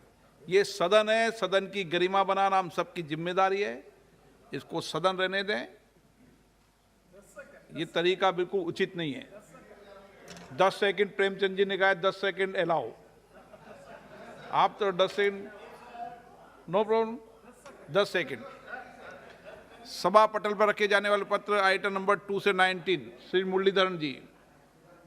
Respected Speaker, sir, with your permission, on behalf of my senior colleagues and other fellow colleagues, Sri Rajnath Singh ji, Sri Sarbanand Sonowal ji, Dr. Virendra Kumar ji, Sri Kiran Rijiju ji, Dr. Mansukh Mandaviya ji, Sri Rao Inderjit Singh ji, Dr. Jitendra Singh ji, Sri Fagan Singh Kuliste ji, Sri Ashwini Kumar Chobe ji, Sri Arjun Ram Meghwal ji, Sri Krishan Pal ji, Sri Danve Rao Sahib Dadarao ji, Shrimati Anupriya Singh Patel ji, Shrimati Darshana Vikram जारदोश ji, Shri Som Prakash ji, Shri Ajay Kumar ji, Shri Daewoo Singh Chauhan ji, and Dr. Bhagawat Kishan Rao Karad ji. I lay on the table of the House the papers listed against their names from serial number 2 to 19 in today's revised list of business. ये हर दिन की ये मतलब एक आदत बन चुकी है कि एक मिनिस्टर खड़ा होके 19-20 मिनिस्टर के लिए यहाँ रिप्रेजेंट करते हैं, तो बाकी मिनिस्टर को रहने की क्या ज़रूरत है सर? हम जानते हैं कि आपसे इजाज़त लेते हैं, लेकिन ये आदत बनते जा रहे हैं, मिनिस्टर को नजरत रहने के लिए एक जरिया बनते जा रहे हैं सर। इसको भी आपको ध्यान रखना चाहिए सर। मैंने कोविड के कारण ये व्यवस्था दी थी, लेकिन जैसे ही कोविड समाप्त होगा पूरी तो व्यवस्था रहेगी। Item number 20 Shri Ram Shiromani Verma. अध्यक्ष महोदय, मैं आज के कार्यसूची पत्र में क्रम संख्या 20 पर मेरे नाम के समक्ष यथा सूचीबद्ध सभा की बैठकों में सदस्यों की अनुपस्थिति संबंधी समिति की चौथी, पाँचवीं और छठी बैठकों का कार्यवाही सारांश हिंदी और अंग्रेजी संस्करण सभा पटल पर रखता हूं। Item number 21 Shri Ratan Singh Rathore. अध्यक्ष महोदय, मैं आज की कार्यसूची में क्रम संख्या 21 पर अपने नाम के सामने सूचीबद्ध मंचीय कला और ललित कला शिक्षा में सुधार विषय के संबंध में विभाग संबंधित शिक्षा, महिला, बाल, युवा और खेल संबंधी संसदीय स्थायी समिति का 335वां प्रतिवेदन अंग्रेजी और हिंदी में सभा पटल पर रखता हूँ। माननीय सदस्यगण, मुझे विभिन्न मुद्दों पर निम्नलिखित सदस्यों से स्थगन प्रस्ताव की सूचना प्राप्त हुई है। श्री अनुमन्ना Revanth Reddy, advocate Dean Kuriakose, professor Sogata Roy, Shri Hanuman Beniwal, ईबीडन ji, K Suresh ji, advocate Abdul Majeed Arif, V K Sreekandan, M के राघवन, श्री अधीर रंजन चौधरी, बेनी बहनन। मैंने स्थगन प्रस्ताव की किसी सूचना के लिए अनुमति नहीं दी गई है। मैं आज जो लिस्टेड है शून्यकाल में उनको मौका दूंगा। श्री रंग अप्पा बाड़ने। माननीय अध्यक्ष महोदय, मैं स्मार्ट सिटी के बारे में मेरी बात यहाँ रख रहा हूँ। माननीय प्रधानमंत्री की महत्वाकांक्षी योजना स्मार्ट सिटी देश के 100 शहर में चल रही। मेरे क्षेत्र में पिंपरी-चिंचवड़ शहर में स्मार्ट सिटी का काम चल रहा है। जैसे कि केंद्र सरकार द्वारा 50%, राज्य सरकार 25% और स्थानीय निगम, नगर निगम 25% इस कार्य को देती है। पिंपरी-चिंचवड़ में स्मार्ट सिटी का जो काम चल रहा है, इसमें टेक महिंद्रा, L&T, BG सिरके, बेनेट, कोलमैन, ये कंपनी कार्य कर रही है। लेकिन ये कंपनी कार्य नहीं करती, ये कंपनी सब ठेकेदार को काम देती है। जैसे कि ये सब ठेकेदार ठीक रूप से काम नहीं करते। मेरे चुनाव क्षेत्र में जो विकसित भाग है वहाँ पर ही इसका काम चल रहा है और ये स्मार्ट सिटी की जो कमेटी है ये और ये ठेकेदार पूरी तरह से मिली भगत करके काम करते। तो मेरी ये मांग है कि पिंपरी-चिंचवड शहर में चल रहे स्मार्ट सिटी की योजना का कार्य को पूरी निष्पक्ष से जांच की जाए, जो दोषी है उसके ऊपर कार्रवाई की जाए। नोटेट कर ले मंत्री जी। कनकवल कटारा जी। बहुत बहुत धन्यवाद अध्यक्ष महोदय। एक महत्वपूर्ण विषय पर मैं आपका ध्यान आकर्षित करना चाहता हूं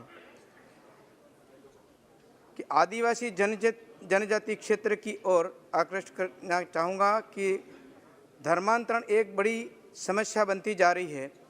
आदिवासी जनजातियों के प्राचीन गौरव, एकता और परंपरा गिने चुने लोगों के द्वारा खत्म करने का प्रयास किया जा रहा है। मान्यवर, मेरा संसदीय क्षेत्र डूंगरपुर, बांसवाड़ा, राजस्थान सहित मध्य प्रदेश, छत्तीसगढ़, झारखंड आदि में आदिवासी लोगों की बड़ी आबादी को धर्म परिवर्तन करने का एक विशेष टीम ईसाई धर्म में परिवर्तन करने की में सक्रिय है। इसे रोकना अनिवार्य है, नहीं तो जो लोग धर्म परिवर्तन कर ईसाई धर्म अपनाते हैं उसे आरक्षण आदि की सुविधा समाप्त कर देनी चाहिए और अल्पसंख्यक के नाम पर जो दोहरी लाभ ले रहे हैं उसे तत्काल समाप्त करने की आवश्यकता है। जो लोग आदिवासी जनजातीय परिवर्तन में लगे हुए हैं उस पर तत्काल अंकुश लगाने एवं संसद द्वारा हिंदू धर्म के अतिरिक्त किसी अन्य धर्म में परिवर्तन होने वाला आदिवासियों के संविधान में प्रदत्त लाभों को समाप्त करने के लिए कानून बनाया जाए।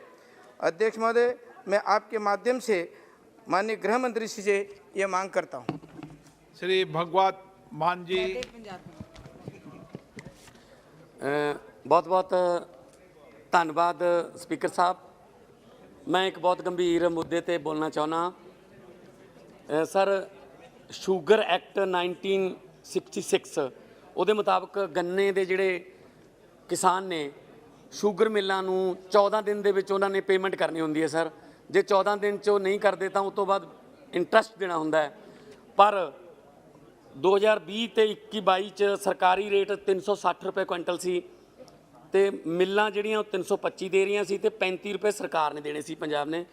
ਸਰ, ਮਿੱਲਾਂ ਜਿਹੜੀਆਂ ਨੇ ਉਹ 325 ਦੇ ਰਹੀਆਂ ਨੇ ਪਰ 35 ਰੁਪਏ ਦਾ ਜਿਹੜਾ ਉਹਨਾਂ ਨੂੰ ਬੋਨਸ ਹੈ ਉਹ ਨਹੀਂ ਮਿਲ ਰਿਹਾ। ਤੇ ਸਰ, ਮੇਰੇ ਹਲਕੇ ਸੰਗਰੂਰ ਦੇ ਵਿੱਚ ਧੂਰੀ ਦੇ ਵਿੱਚ ਭਗਵਾਨਪੁਰਾ ਦੇ ਵਿੱਚ ਮਿੱਲ ਹੈ। ਸਰ, ਬੜੀ ਮਤਲਬ ਸੁਣ ਕੇ ਬਹੁਤ ਦੁੱਖ ਲੱਗਦਾ ਸਰ ਕਿ 1.25 ਕਰੋੜ ਰੁਪਇਆ ਪਿਛਲੇ ਸਾਲ ਦਾ ਤੇ 20 ਕਰੋੜ ਰੁਪਏ ਦੀ ਪੇਮੈਂਟ ਇਸ ਸਾਲ ਦੀ ਡਿਊ ਪਈ ਹੈ। ਸਰ, ਗੰਨਾ ਇੱਕ ਐਸੀ ਫਸਲ ਹੈ ਜਿਹੜੀ ਇੱਕ ਸਾਲ 'ਚ ਇੱਕੋ ਹੀ ਹੁੰਦੀ ਹੈ। ਇਹਦਾ ਮਤਲਬ ਗੰਨੇ ਦਾ ਜਿਹੜਾ ਕਿਸਾਨ ਹੈ ਉਹਦੇ ਲਈ ਤਾਂ ਜ਼ਮੀਨ ਹੀ ਬੇਕਾਰ ਹੋ ਜਾਂਦੀ ਹੈ। ਸਰ, ਗੁਲਾਬੀ ਸੁੰਡੀ ਲੱਗੀ ਨਰਮੇ ਦੀ ਉਹਦਾ ਕੋਈ ਮੁਆਵਜ਼ਾ ਨਹੀਂ ਤੇ ਮੈਂ ਮੰਗ ਕਰਦਾ ਕਿ ਜਿਹੜਾ ਸੰਘਰਸ਼ ਹੋਇਆ ਜਿੱਤੇ ਕਿਸਾਨਾਂ ਦੀ ਜਿੱਤ ਹੋਈ 743 ਮੌਤਾਂ ਹੋਈਆਂ ਸਰ, ਕੋਈ ਉਹਦਾ ਵੀ ਮੁਆਵਜ਼ਾ ਨਹੀਂ, ਪਰਚੇ ਵੀ ਦਰਜ ਪਏ ਨੇ। ਸੋ ਮੈਂ ਤੁਹਾਡੇ ਜ਼ਰੀਏ ਅੱਜ ਮੈਂ ਸਰਕਾਰ ਦਾ ਧਿਆਨ ਇਸ ਗੱਲ ਵੱਲ ਲਿਆਉਣਾ ਚਾਹੁੰਦਾ ਕਿ ਜਦੋਂ ਪ੍ਰਧਾਨ ਮੰਤਰੀ ਜੀ ਨੇ ਕਹਿਤਾ ਕਿ ਹਾਂ ਕਾਨੂੰਨ ਵਾਪਸ ਲੈ ਲਏ, ਗਲਤੀ ਸੀ, ਤਾਂ ਫਿਰ ਨਾਲ ਜਿਹੜੇ ਪਰਚੇ ਹੋਏ ਨੇ ਉਹ ਵੀ ਵਾਪਸ ਲਓ ਤੇ ਜਿਹੜੀਆਂ ਮੌਤਾਂ ਹੋਈਆਂ ਨੇ ਉੱਥੇ ਉਹ ਵੀ ਮਤਲਬ ਉਹਨਾਂ ਨੂੰ ਮੁਆਵਜ਼ਾ ਦਿੱਤਾ ਜਾਵੇ ਤਾਂ ਕਿ ਉਹਨਾਂ ਦੇ ਪਰਿਵਾਰ ਜਿਹੜੇ ਨੇ ਉਹ ਚੰਗੀ ਰੋਟੀ ਖਾ ਸਕਣ। ਅਖੀਰ ਦੇ ਵਿੱਚ ਮੈਂ ਸੰਤ ਰਾਮ ਉਦਾਸੀ ਜੀ ਦੀਆਂ 2 ਲਾਈਨਾਂ ਕਹੂੰਗਾ। ਗਲ ਲੱਗ ਕੇ ਸੀਰੀ ਦੇ ਜੱਟ ਰੋਵੇ, ਬੋਲਾਂ ਵਿੱਚੋਂ ਨੀਰ ਵਗਿਆ, ਲਿਆ ਤੰਗਲੀ ਨਸੀਬਾਂ ਨੂੰ ਫਰੋਲੀਏ, ਤੂੜੀ ਵਿੱਚੋਂ ਪੁੱਤ ਜੱਗਿਆ। ਉਹਦੇ ਕੋਲ ਇਕੱਲੀ ਤੂੜੀ ਰਹਿ ਜਾਂਦੀ ਹੈ। ਸਰ, ਇਹ ਗੰਨੇ ਦੇ, ਕਪਾਹ ਦੇ, ਨਰਮੇ ਦੇ ਜਿਹੜੇ ਮੁਆਵਜ਼ੇ ਨੇ ਉਹ ਦਵਾਏ ਜਾਣ ਤੇ ਤਾਂ ਕਿ ਕਿਸਾਨ ਜਿਹੜਾ ਉਹ ਖੁਦਕੁਸ਼ੀਆਂ ਛੱਡ ਕੇ ਅੰਨਦਾਤਾ ਸਾਰੇ ਦੇਸ਼ ਦਾ ਢਿੱਡ ਭਰਨ ਵਾਲਾ ਆਪ ਭੁੱਖਾ ਨਾ ਸੌ ਸਕੇ। Sir, Shri Ramesh विदुड़ ji. Ramesh विदुड़ ji. TN Prathapan ji. Yes, Honorable Speaker, sir. There are 23 textile mills in India under National Textiles Corporation. In the first lockdown of COVID-19 pandemic, that is in March 2020, all of these 23 mills are closed. When I asked about this earlier in the question section, I was answered that 8 mills will open and other 15 mills remain closed. Take that 8 mills were open for a short period. Later, they also closed all operations. In Kerala, there are 4 mills, and 2 of them are in my constituency.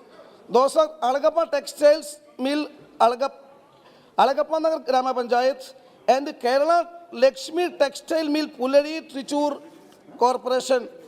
Sir, the workers in these 23 mills are not given their salaries in full. There is no any financial bonus or allowances. And there were many temporary workers who are suffering due to unemployment. Yes. My request is that all these 23 mills under National Textile Corporation shall be opened immediately, and all these pending financial accounts shall be distributed. Sir, one more thing. Actually, we talk about Make in India, and we closed all our mills for 2 years. Indian textile products are very famous all around the world. We cannot produce anything from closed mills. Whether the textile minister take interest to open all mills without any delay. Thank you, sir. Thank you. Shri Ashuddin Owaisi ji, absent. Shri Ram Kripal Yadav ji. सभापति जी, आपके प्रति आभार व्यक्त करता हूं कि आपने शून्यकाल में बिहार से संबंधित किसानों की समस्या को उठाने का अवसर प्रदान किया है। महोदय, पिछले दिनों बिहार में भारी ओलावृष्टि हुई है, जिसके वजह से किसानों को काफ़ी नुकसान हुआ है। मेरे संसदीय क्षेत्र पाटलिपुत्र के अलावे कितने ऐसे ज़िले हैं जहां किसानों ने जो फसल लगाए थे ओलावृष्टि के वजह से बर्बाद हो गया, और ख़ास तौर पर आलू, सरसों, हरी सब्जियां और दलहन, ये भारी नुकसान हुआ है। महोदय, गरीब किसान कर्ज लेकर के फसल लगाने का काम किया था, और मैं समझता हूं कि ओलावृष्टि के वजह से किसान की पूरी बर्बादी हो गई है फसल की सर, जिस वजह से गरीब किसान के सामने आर्थिक समस्या उत्पन्न हो गई है। कर्ज लेकर किसानों जब इस फसल में आस लगाए हुए था, तो फसल अच्छी होती तो लोगों की आमदनी होती। सरकार का पूरा ध्यान है कि हम किसानों की आमदनी को दुगना करें, उसके लिए प्रयास भी किया जा रहा है, बहुत सारे प्रयास किए जा रहे हैं। मगर स्थिति यह है कि आपदा इतनी अधिक प्रभावित हुआ है कि मैं समझता हूं कि किसान के कमर ही टूट गए हैं। मैं आपके माध्यम से सरकार का ध्यान आकृष्ट करना चाहता हूं कि तत्काल मेरे पाटलिपुत्र संसदीय क्षेत्र के अंतर्गत के अलावे बिहार के अन्य जिलों में जहां भारी पैमाने पर ओलावृष्टि हुई है और किसानों को नुकसान हुआ है, वहां एक टीम भेजे सर, जांच दल भेजे, ताकि इसका आकलन करके जो उचित मुआवजा हो सके किसानों को उपलब्ध कराने का काम करे। सर, ये बहुत अत्यंत गंभीर मामला है सर। धन्यवाद। मैं आपसे बार बार आग्रह करता हूँ श्री गौरव गोगोई जी, संरक्षण दीजिए सर। डायरेक्ट सरकार को ये आदेश कीजिए श्री पीपी चौधरी जी, हस्तक्षेप करके बिहार के किसानों को बचाए। बहुत धन्यवाद सर। धन्यवाद सभापति महोदय।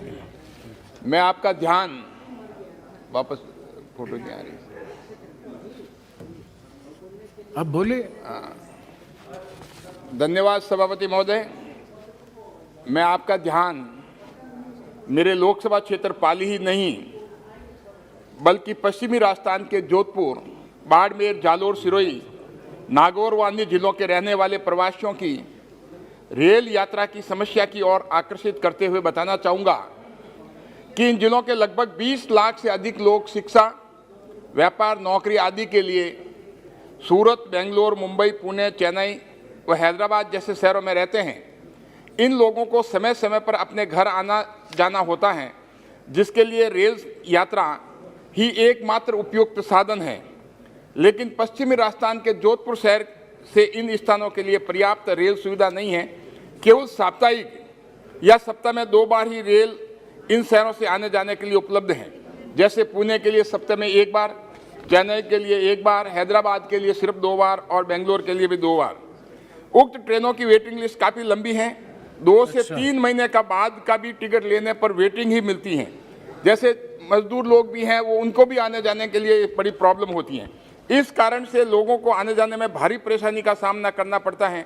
अतः आपके माध्यम से माननीय रेल मंत्री जी से निवेदन है कि इन गंतव्य स्थानों पर आने जाने की रेल सुविधा के बारे में अध्ययन करवाते हुए संबंधित ट्रेनों के फेरे प्रतिदिन के लिए निर्धारित करने का फैसला इस बजट सत्र में करने की कृपा करें। मैं इस मामले के लिए निरंतर मैं प्रवासियों के संपर्क में भी हूं और माननीय मंत्री जी के संपर्क में हूं, लेकिन मैं आपके माध्यम से माननीय मंत्री जी से निवेदन करना चाहूंगा कि इसमें शीघ्र कार्रवाई करके राहत प्रदान कराएं। धन्यवाद श्री रमेश बिदुरी जी। बहुत आपका आभार। आपने मुझे एक बहुत ही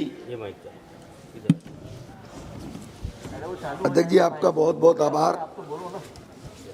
आपने मुझे एक बहुत ही ऐसे सेंसिटिव मुद्दे पर बोलने के लिए समय दिया है जो बहुत ही चिंता का विषय है देश के लिए। आदरणीय उपसभापति महोदय, आपके सदन के माध्यम से विशेषतः उत्तर प्रदेश, पंजाब, उत्तराखंड के निवासियों को एक गंभीर समस्या से आगाह करना चाहता हूं। जिस प्रकार संविधान में मूलभूत अधिकार है, उसी प्रकार अनुच्छेद 514 में मूलभूत दायित्वों का भी वर्णन किया गया है। मूलभूत दायित्वों में जीवों के संरक्षण के विषय में भी बताया गया है। मैं वन्य जीवों की एक प्रजाति के प्रति बहुत चिंतित हूँ। वह प्रजाति है गिरगिट, जिसको हम देहात में करकेटा भी बोलते हैं। गिरगिट सामान्यतः अपनी सुरक्षा हेतु समय समय पर रंग बदलते हैं, परंतु उनके एक फूफा हैं, आज उनको भी धोखा देकर रंग बदलकर अपने राजनीतिक स्वार्थ हेतु लोगों को ठग रहे हैं। मैं बात कर रहा हूं दिल्ली के मुख्यमंत्री जी की, जो आजकल पड़ोसी राज्यों में रंग बदलते नजर आए। इस प्रकार डीएनए हमारी संस्कृति में कैसे आ गया, इस बात को लेकर गिरगिट बहुत चिंता में है। अध्यक्ष महोदय, मैं इस व्यक्ति की कथनी में करनी का अंतर बताता हूं। इन महाशय ने अपने ऑफिशियल ट्विटर हैंडल पर स्टेटस में लिखा है, सब इंसान बराबर हैं, चाहे वह किसी धर्म या जाति का हो। हमें ऐसा भारत बनाना है जहां सभी धर्म और जाति के लोगों में भाईचारा और मोहब्बत हो, न कि नफरत और बैर हो। जबकि सीए के विरोध में शाहीन बाग में उपद्रवियों के समर्थन में खड़े होकर महीनों रास्ता बंद रखा गया।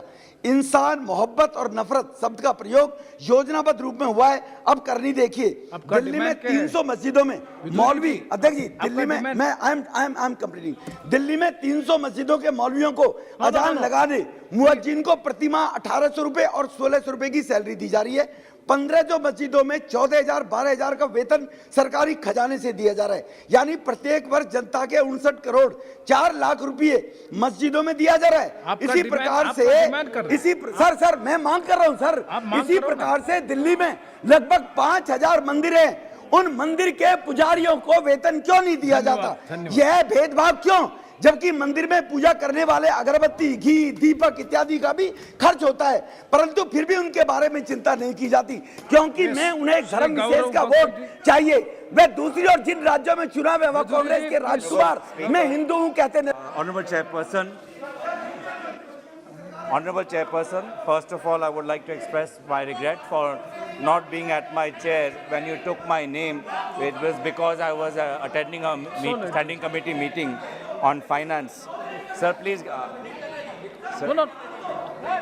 Sir, I request you to please. एक मिनट बिदुरी जी, कांग्रेस के लिए राजकुमार, जगह जगह एक मिनट आपका 0 ओवर का मैं 30 सेकंड एक मिनट आपका 0 ओवर का सबमिशन ये है कि हिंदू टेंपल को प्रीस्ट को अलाउंस देना चाहिए। आप उस डिमांड खत्म हो गया सर, 30 सेकंड में सर खत्म हो गया, 15 सेकंड में 15 I am concluding sir. Demand sir 2 या 3 राज्यों में इनकी बची सरकार है जहां कांग्रेस की, वहां ये राजकुमार जाकर मैं हिंदू की दुआई दे रहे हैं। अध्यक्ष में पंजाब में दोनों गिरगिट मुक्त बिजली का वादा कर रहे हैं, परंतु मैं इनसे पूछना चाहता हूं क्या दिल्ली में कांग्रेस शासित राज्यों में मंदिरों में बिजली मुक्त की गई है? वो क्यों नहीं की गई है? No please, no, his speech, definitely his speach will be, Sir, that will be verified, and it will be. Such kind of statements cannot be made during 0 hour. Definitely. Please review the speech, sir. And unparliamentary words should be expunged, sir. That will be verified and please correct. review the speech, sir. Sir, I rise to speak in for the subject that was listed in 0 hour, which was the status of the 4-lane highway NH37. Say every day the minister says that so many kilometers of highways are being constructed every day. But if you see the state of the highway between Dibrugarh and Nagaon, the 4-lane highway, that project was supposed to have been completed by December 2019. We're in 2022 and there's no way, the completion is nowhere in sight. The minister, union minister between 2014 till now has visited the site so many times. The state government the chief minister has visited the site so many times. The NHIDSCL, they have been complained to so many times, but the state of this 4-lane highway is absolutely poor. If people are being inconvenienced, the Jorhat Airport, Dibrugarh Airport, this is Upper Assam where there's so much of pristine natural beauty. It is hurting the image of our state. It is affecting the tourists. So I request the government to urgently complete the 4-laning of highway on NH37 between Dibrugarh and Nagaon. Thank you. Thank you very much. Thank you. Sri Nabha Kumar Saraina ji. Thank you sir, आपने मुझे बोलने का मौका दिया। मैं असम के एक महत्वपूर्ण विषय पर आपके जरिए ध्यान आकर्षण करना चाहता हूँ। महोदय, असम के साथ पड़ोसी राज्य अरुणाचल प्रदेश, नागालैंड, मेघालय और मिजोरम का सीमा विवाद चल रहा है। कुछ महीने पहले मिजोरम बॉर्डर में से पुलिसकर्मी को भी मार दिया असम का। सुनने में आया है कि असम सरकार ने अपना कुछ एरिया पड़ोसी राज्यों को भी छोड़ देने वाला है। असम सरकार पहले से भी इस विषय पर थोड़ा सब करना था। आपको पता है असम के विभाजित होने के गम हम लोगों में अभी भी है। हमारा बीटीसी भी अलग राज्य बनते बनते रह गया। इसलिए मेरा केंद्र सरकार से आग्रह है कि विवादित सीमा एरिया को स्पेशल इकोनॉमिक जोन जैसा केंद्र सरकार के पहल से एक मॉडल बनाना चाहिए जहां इंफ्रास्ट्रक्चर डेवलपमेंट हो और बॉर्डर बिजनेस सेंटर बने और उससे लोगों का रोजगार मिले और वहाँ शांति कायम हो। अगर ये नहीं करेगा, अपने जो बहुमत के दम पर अगर ये एरिया छोड़ देगा तो असम का लोग उसका जरूर बुरा मानेगा। धन्यवाद। Thank you sir.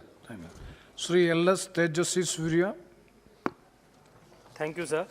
So, as a part of the rationalization exercise, Prasar Bharati is merging some radio stations with bigger ones.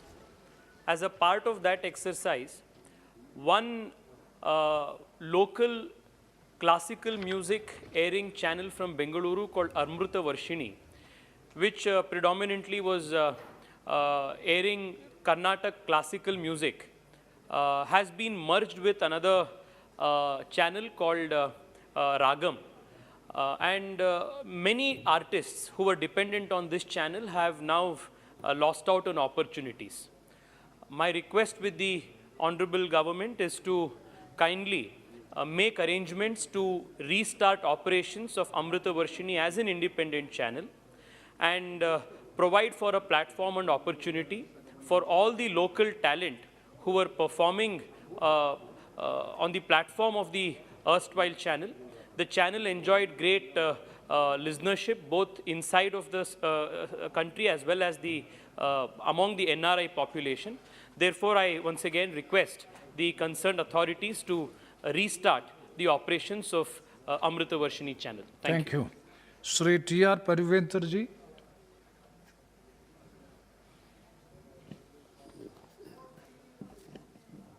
Thank you, Speaker sir, for the time. My Perambalur parliamentary constituency is one of the backward constituency in Tamil Nadu, and most of the people belonging to the constituency are agriculture background. As per Union Budget 2021, it was announced by the government 100 Sainik schools will be established in the country. As an educationalist, I welcome the announcement by the Government of India. I would like to request the Union Government, through you, sir, to consider the proposal to set up Sainik school in Thorayur, Pachamalai, in Perambalur parliamentary constituency, which is a hilly area and most suitable for defense education. Chinese schools provide quality education at a reasonable fee, and it is prepared boys academically, physically and mentally strong to enter into the National Defense Academy to serve the nation. Thank you. Thank you, Srimati Pradima Mandul. Sir, a landmark bill has been brought which proposes to raise the marriageable age of women in the country. But it is being left on 30 male MPs and only 1 woman MP. Sir, nothing can be more unfair than this. The domination of male members reflects that the patriarchal principle on which the Indian society is based. So the future of crores of girls will be decided by a parliamentary committee which has only 1 woman.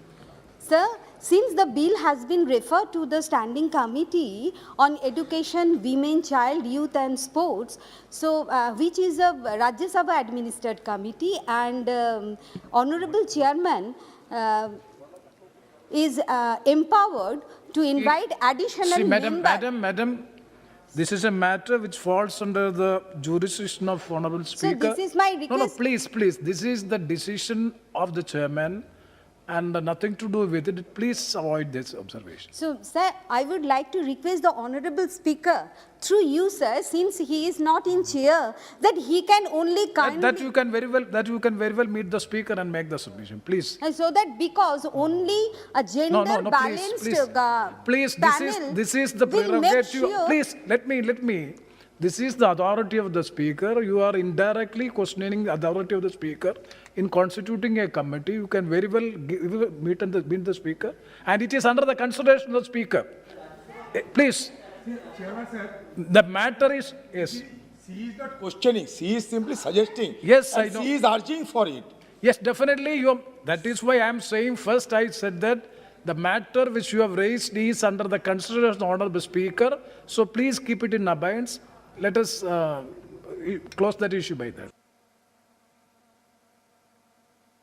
Very well, you can speak on the subject of Yes, I will write a letter to the Honorable Speaker, yeah, sir. That is, madam. Conclude me so that I can conclude my speech. Yeah, only one line. Please. Sir, I would like to request the Honorable Speaker through you, sir, to look into the matter directly, because only a gender balanced panel will make sure that the women have equal say in issues which affect them. Thank you, sir. Thank you. Shri S. Venkatesan. அவைத்தலைவர் அவர்களே வணக்கம். ஜனவரி 15ஆம் தேதி தமிழகத்திலே தனியார் தொலைக்காட்சி ஒன்றில் ஒளிபரப்பான சிறார்கள் நடத்திய நிகழ்ச்சி அரசினுடைய மாண்பை குலைத்து விட்டதாக சொல்லி ஒன்றிய இணையமைச்சர் அவரே ஒரு புகாரை கேட்டு வாங்கி அந்த தொலைக்காட்சிக்கு நோட்டீஸ் அனுப்பியிருக்கிறார். ஆனால் இன்றைய தினம் கர்நாடகத்தில் என்ன நடந்து கொண்டிருக்கிறது? ஹிஜாப் அணிவதை முன்வைத்து நடைபெறும் வெறுப்பு அரசியல் மாணவ சமூகத்தையே கூறு போட்டு கொண்டிருக்கிறது. தன் வயதை ஒத்த மாணவர்களோடு கலந்துரையாடி சமூகமயமாக வேண்டிய மாணவ சமூகத்தினுடைய முன்னுரிமையை குலைக்கிறது. சிறார்கள் தலையிலே கிரீடம் அணிவதும் அல்லது மாணவிகள் ஹிஜாப் அணிவதும் இவர்களினுடைய உத்தரவின் பேரில் தான் நடக்க வேண்டுமா? பள்ளி குழந்தைகள் என்ன நாடகம் போட வேண்டும் என்பதும் மாணவ சமூகம் என்ன ஆடை அணிய வேண்டும் என்பதையும் உத்தரவிட இவர்கள் யார் என்ற கேள்வியை இந்த அவையிலே நான் எழுப்ப விரும்புகிறேன். லாவண்யாவினுடைய மரணத்திற்கு மதமாற்றம் காரணமாக இருக்குமோ, மர்மம் காரணமாக இருக்குமோ என்று சொல்லி அவசரமாக தேசிய குழந்தைகள் ஆணையம் தமிழகத்துக்கு விரைகிறது. ஆனால் கர்நாடகத்திற்கு இன்றைக்கு வரை எந்த ஆணையமும் விரையவில்லையே ஏன் என்ற கேள்வியை இங்கே கேட்க விரும்புகிறேன். சிறார்கள் நடத்திய நாடகத்தின்பால் ஒன்றிய அமைச்சகம் உடனடியாக தலையீடு செய்கிறது. ஆனால் கர்நாடக பிரச்சனையை பேச இந்த அவையிலே நீங்கள் நேரம் ஒதுக்க மறுக்கிறீர்களே, அது ஏன் என்ற கேள்வியை இங்கே கேட்க விரும்புகின்றோம். துணியை வைத்து எங்களது கல்வி உரிமையை பறிக்க விட மாட்டோம் என்று முழங்கி இருக்கிறார் வீரப்பன் முஸ்கான். அவைத்தலைவர் அவர்களே, சக மாணவர்களுக்கு தண்டனை கொடுக்க வேண்டாம், அவர்கள் செய்தது தவறு என்று உணர்ந்தால் போதும் என்று சொல்லி இருக்கிறார் முஸ்கான். இந்த வார்த்தை மதவெறியை மண்டியிடச் செய்யும் வார்த்தை. இந்த வார்த்தை மாணவியின் வார்த்தை அல்ல, ராமனின் வார்த்தை. நபிகளின் வார்த்தை, இயேசுபிரானின் வார்த்தை, மதவெறியை மண்டியிடச் செய்ய மனிதன் கற்றுக் கொடுத்த மகத்தான வார்த்தை. இந்த அவை முழுக்க இந்த வார்த்தைகள் எதிரொலிக்க வேண்டும் என்று இந்த நேரத்திலே நான் கேட்டுக்கொள்கிறேன். Dr. Sujay Radhakrishnan, please.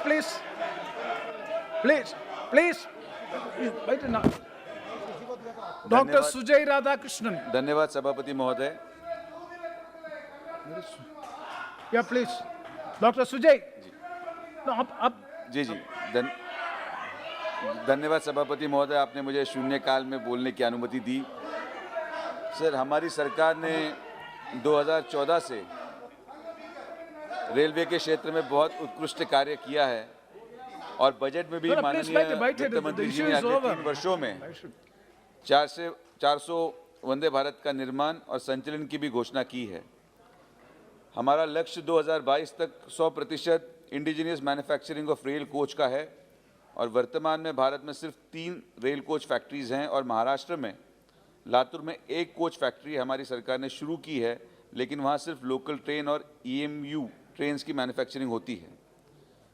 हमारे देश में रेलवे के इंफ्रास्ट्रक्चर और मॉडर्न ट्रेन्स जिसमें विस्टाडोम, वंदे भारत, तेजस और भविष्य में बुलेट ट्रेन शामिल हैं, उनकी डिमांड को देखते हुए नया मॉडर्न इंफ्रास्ट्रक्चर और technologically advanced rail coach factory की आवश्यकता है.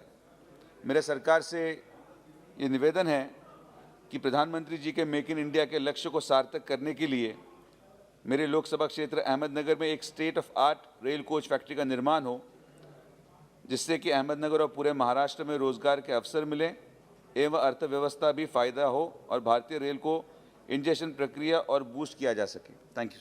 धन्यवाद. श्री प्रताप राव पाटील चकलीदा.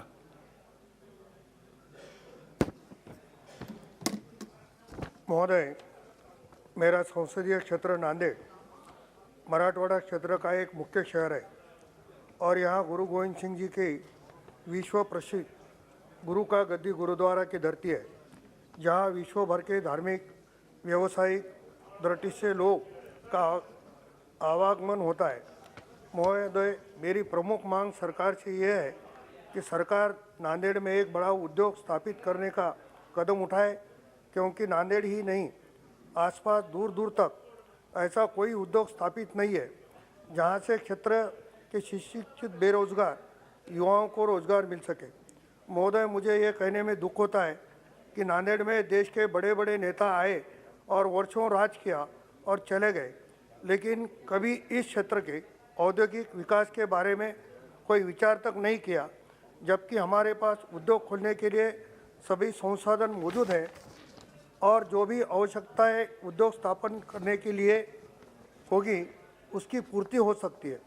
जनता भी साथ में, हम जनप्रतिनिधि भी पूर्ण इसके लिए सहयोग के लिए सरकार के साथ खड़े हैं, लेकिन किसी भी अवस्था में सरकार इस और अपना ध्यान आकर्षित करे और नांदेड़ में बड़ा उद्योग स्थापित करने के हेतु आवश्यक कदम उठाए, ताकि जिले के ग्रामीण किसानों एवं हर वर्ग के शिक्षित युवाओं को रोजगार का रास्ता खुले. धन्यवाद. Thank you. Shri Kotagiri Sridhar. Thank you, sir. Sir, Sri Krishna Jute Mills in my constituency, a 100-year-old factory employing over 5,000 people. It is a captive jute gunny bags for Food Corporation of India. It's closed down about a week ago on 27 January. Andhra Pradesh used to be next to West Bengal in jute production once upon a time. Today it is almost zero. All this happened because of the price restriction policy of Jute Corporation and Food Ministry. While they are price sensitive, it is unfortunate that indirectly they are helping a plastic product from Reliance Industries in place of millions of farmers who are supplying jute industry, from the jute industry. We should also note that I would like the government to note that our Honorable Prime Minister made an announcement to ban single-use plastic very soon. And one side, in this area, we are encouraging a plastic product from HDPE coming from petroleum product. So I would like the government to realize that we have to bring back jute industry, because jute bags are going to be a major source of carrying bulk goods, let it be rice, sugar, or all other essential commodities. So kindly realize that jute is a product coming from millions of farmers. We need to encourage, we're talking about doubling farmers' income. We're talking about rejuvenating rural economies, and we are talking about saving environment, for which reason I would like the government to take a serious note in support of the jute industry, both in Andhra Pradesh as well as West Bengal and rest of the country. Shri Ganesh Singh ji. सभापति महोदय, मैं विषय परिवर्तन की अनुमति चाहता हूं। Yes.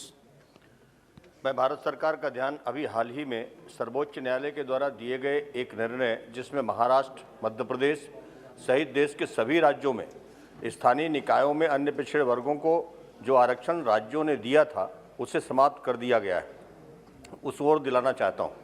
राज्यों ने अपने अपने राज्य की सामाजिक स्थितियों को देखकर अलग अलग तरीके से पंचायतों अथवा अन्य स्थानीय निकायों में आरक्षण की व्यवस्थाएं की थी।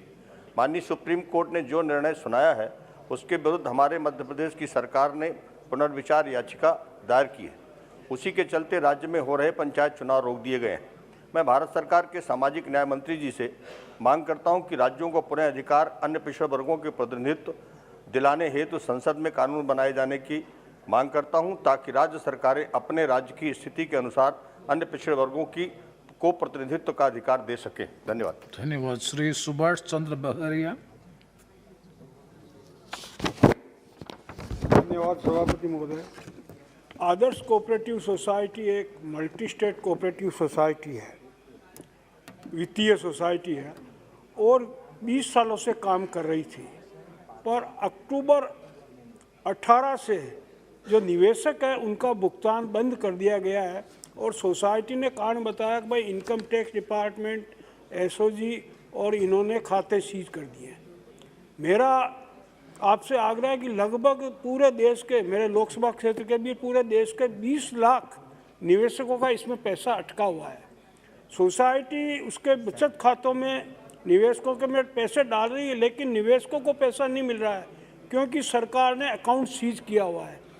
तो मेरा आग्रह है केंद्र सरकार से, क्योंकि ये मल्टी स्टेट कोऑपरेटिव सोसाइटी है और यह केंद्र के अंडर में आती है, केंद्र के जो सोसाइटी मंत्रालय विभाग उसके अंडर में आती है, तो सरकार इसको अपने नियंत्रण में लेके निवेशकों का भुगतान करे और आम जन को, गरीबों को रिलीफ दे। धन्यवाद। श्री गौतम सिंगामणि पुन। நன்றி அவைத்தலைவர் அவர்களே. என்னுடைய கள்ளக்குறிச்சி பாராளுமன்ற தொகுதி மிகவும் பின்தங்கிய தொகுதி. விழுப்புரம் மாவட்டத்திலிருந்து புதியதாக பிரிக்கப்பட்ட தொகுதி. கள்ளக்குறிச்சி அதன் மாவட்ட தலைநகராக உள்ளது. விருதாச்சலம் சேலம் ரயில் பாதையில் ரயில் தடத்தில் உள்ள சின்ன சேலத்தில் ரயில் நிலையம் அமைந்துள்ளது. அங்கிருந்து கள்ளக்குறிச்சி 16 கிலோமீட்டர் தொலைவிற்கு புதிய அகல ரயில் பாதை அமைக்க 2006லேயே கழகத் தலைவர் டாக்டர் கலைஞர் அவர்கள் முதல்வராக இருந்தபோது அதற்கான திட்டங்கள் தீட்டப்பட்டு, ஆனால் 2016ல் அப்போதைய மத்திய அமைச்சராக இருந்த திரு சுரேஷ் பிரபு அவர்களால் அடிக்கல் நாட்டப்பட்டது. இந்த கள்ளக்குறிச்சி பாராளுமன்ற தொகுதியில் ஜவ்வரிசி ஆலைகளும், அரிசி ஆலைகளும், சர்க்கரை ஆலைகளும், நூற்பாலைகளும் நிறைந்த பகுதி. அதேபோல் பல கல்வி நிலையங்கள் அமைந்த பகுதி. இங்கு ஒரு ரயில் நிலையம் இல்லாத காரணத்தால் இங்கிருந்து போக்குவரத்துக்கு, அதேபோல் இங்கிருந்து வேளாண் பொருட்களை மற்ற மாவட்டங்களுக்கும் மற்ற மாநிலங்களுக்கும் அனுப்புவதற்கு மிகவும் சிரமமாக இருக்கிறது. அதனால் இந்த திட்டத்தை உடனடியாக மத்திய அரசு நிறைவேற்றி தர வேண்டும் என்பதை இந்த நேரத்தில் கேட்டுக்கொள்கிறேன். அதேபோல் என்னுடைய மாவட்டத்திலிருந்து ஏறத்தாழ 25,000க்கும் மேற்பட்ட மக்கள் கேரளாவிலும் மகாராஷ்டிராவிலும் வேலைக்காக சென்றிருக்கிறார்கள். அவர்களெல்லாம் ரொம்ப இந்த போக்குவரத்து வசதி, ரயில் போக்குவரத்து வசதி இல்லாததால் மிகவும் சிரமப்படுகிறார்கள். இந்த கொரோனா காலத்திலேயே மிக அதிகமான சிரமத்தை அனுபவித்தார்கள். அதனால் மத்திய அரசு இதற்காக 116 கோடி ஒதுக்கீடு செய்யப்பட்டும், ஆனால் இதுவரை எந்த வேலைகளும் நடைபெறவில்லை. அதனால் உங்கள் மூலமாக நான் தயவுசெய்து ரயில்வே அமைச்சர் அவர்களை கேட்டுக்கொள்கிறேன், மிக விரைவில் இந்த திட்டங்களை இந்த கள்ளக்குறிச்சி மாவட்டத்திற்கு அளிக்க வேண்டும் என்று இந்த நேரத்தில் கேட்டுக்கொள்கிறேன். நன்றி, வணக்கம். நன்றி, வணக்கம். Honorable members, the matters under Rule 377 shall be laid on the table of the House. Members who have been permitted to raise matter under Rule 377 today and are desirous of laying them may personally hand over the text of the matter at the table of the House within 20 minutes. Only those matters shall be treated as laid for which text of the matter has been received at the table within the stipulated time. The rest will be treated as lapsed. Now let us resume the discussion on the general budget. The first speaker today is Dr. Farooq Abdullah ji.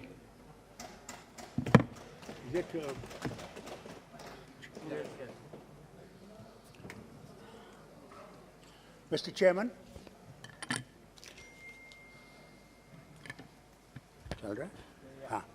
Mr. Chairman, thank you for giving me this privilege. On the budget, I'd like to put some points before. Under the present situation of the country, there is huge unemployment. बहुत ज़बरदस्त ये सबसे बड़ा जो मुद्दा है हम सब के लिए और मेरी रियासत के लिए बहुत मुश्किल मुद्दा है कि हमारे पढ़े लिखे बच्चे और बच्चियां बिल्कुल कोई नौकरी नहीं है, बड़ी बड़ी तालीमें भी पाई हुई हैं मगर बिल्कुल बेकार बैठे हुए हैं and under going very great depression. एक तो ये है, दूसरा आप देखें कीमतें बढ़ रही हैं, वो कुकिंग गैस हो, वो डीजल हो, वो पेट्रोल हो, और मुझे डर इस बात का है कि बहुत जल्दी एक बैरल की कीमत $100 हो जाएगी और फिर से जब ये इलेक्शन ख़त्म हो जाएंगे इनकी कीमत बढ़ती जाएगी और इसका असर हर कमोडिटी पे हो जाता है। और जो हम रियासतें, जो पहाड़ी रियासतें हैं जहाँ सब माल गाड़ी से जाता है, उनकी कीमत बढ़ जाती है और गुर्बत बढ़ जाती है और लोग बाग बहुत मुश्किल से वो चीज़ें ले सकते हैं। ये हालत बन गई है। मैं हुकूमत से गुजारिश करूंगा कि मेहरबानी करके इस पे जो टैक्सेस हैं उसको कम किया जाए कि गरीबी बचाई जाए, क्योंकि नहीं तो गरीब जो है वो मिट रहा है और अमीर बहुत अमीर हो रहा है।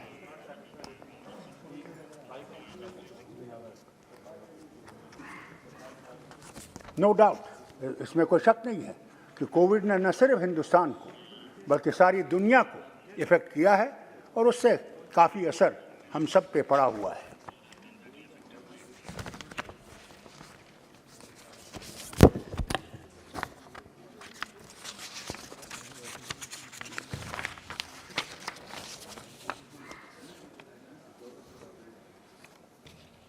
जनाब, एक और बहुत बड़ी जो मुश्किलात आ गए हैं, अब आप देखें कि गवर्नमेंट एक्सपेंडिचर जो है it has increased by only 1.7 lakh crores from 37.7 lakh crores in 2021-22 to 39,045 lakh crores in 2022-23.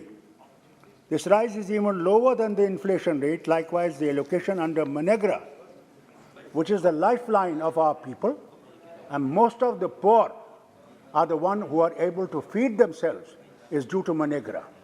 And in that, sir, the position is that 73,000 crores, which is lower than the allocation of 98,000 crores and the actual spending of rupees 1,11,170 crores during 2021-22.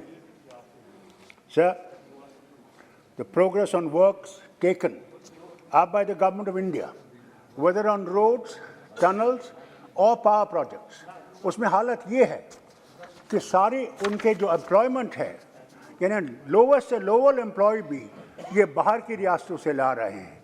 आज हालत ये है कि किश्तवाड़ में जहाँ power project बन रहा है, आज 4 हफ्तों से वहाँ पे जो औरत है डीडीजी की चेयरमैन और लोग वहाँ बाहर बर्फ़ में और बारिश में बैठे हुए हैं कि भाई ये लोकल लोग कहाँ जाएंगे, इनका क्या होगा। मेरे वक्त में भी जब पावर प्रोजेक्ट्स थे उनमें लोकल एम्प्लॉयमेंट थी और अगर आज देखें उन इलाकों की हालत, वो गरीबी से ऊपर उठ गए थे उन प्रोजेक्ट्स से। इसकी तरफ गवर्नमेंट ऑफ इंडिया को तवज्जो देनी पड़े चाहिए कि उसमें लोकल एम्प्लॉयमेंट जो है वो ज़रूर होनी चाहिए।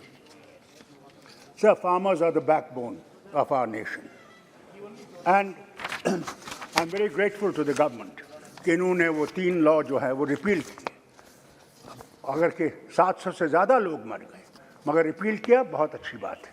मैं आगे भी इनसे गुजारिश करूंगा कि जब भी ये कोई लॉ बनाएं और अगर ऑपोजिशन इनसे कहती है कि साहब इसको सिलेक्ट कमेटी में भेजिए, इसको देखिए, तो उसकी तरफ तवज्जो दी जाए। हम लोग कोई आपके दुश्मन नहीं हैं, हम आपको बेहतरीन एडवाइस देंगे जिससे कि आपकी हुकूमत भी चल सकेगी और मुल्क भी तरक्की कर सकेगा। सर, जम्मू कश्मीर की जो इकॉनमी है, very much dependent, sir, on two sectors. One is tourism, one is the horticulture.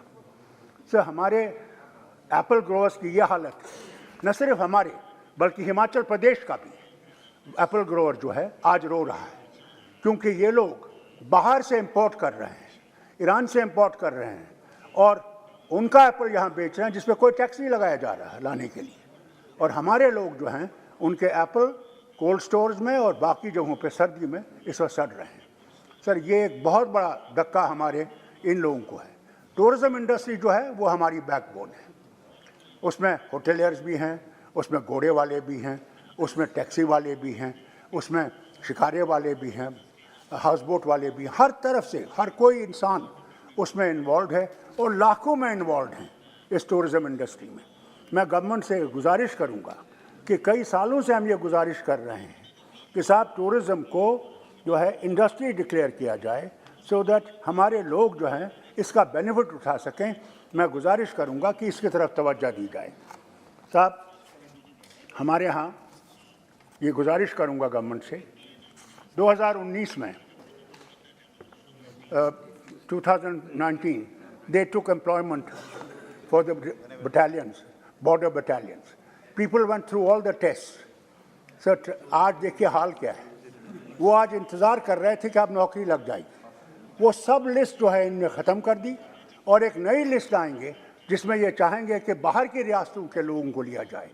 साहब, ये हमारे से नाइंसाफ़ी है और इसकी तरफ मैं आपसे गुजारिश करूँगा कि इसकी तरफ तवज्जो दी जाए कि इन लोगों को ऐसा धक्का न दिया जाए कि हमारे लिए और मुश्किलें खड़ी हो जाएं।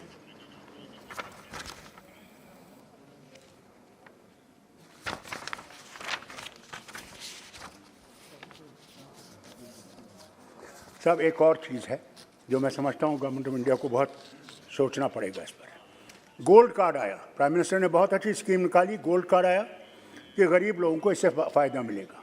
मगर साहब, आज हालत ये है कि गोल्ड कार्ड होके भी जब वो अस्पताल जाता है the gold card is not honoured. Only yesterday a patient rang me.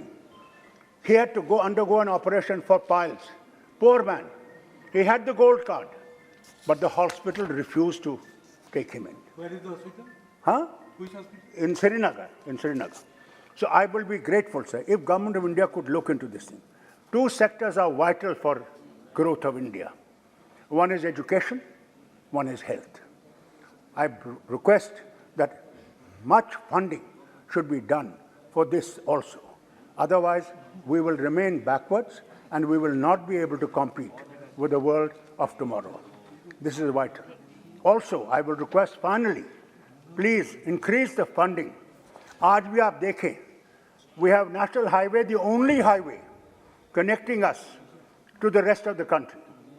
और उसका हाल ये है कि आप उसके पुराने 30 मील रामबन से बानीहाल, थोड़ी सी बारिश हो जाती है, बर्फ़ पड़ जाती है, वो सारी सड़क बैठ जाती है। तो अब ये लाइफ लाइन है। इसकी तरह मैं आपसे गुजारिश करूँगा, please increase the funding for roads and tunnels. We need these very badly. This will make people's connection easier and the state will improve. I'm very grateful, sir, for your time and to the people who have listened to me. Thank you. Thank you very much, Dr. Farooq Abdullah ji. Next, Sri Dilip Khosh ji.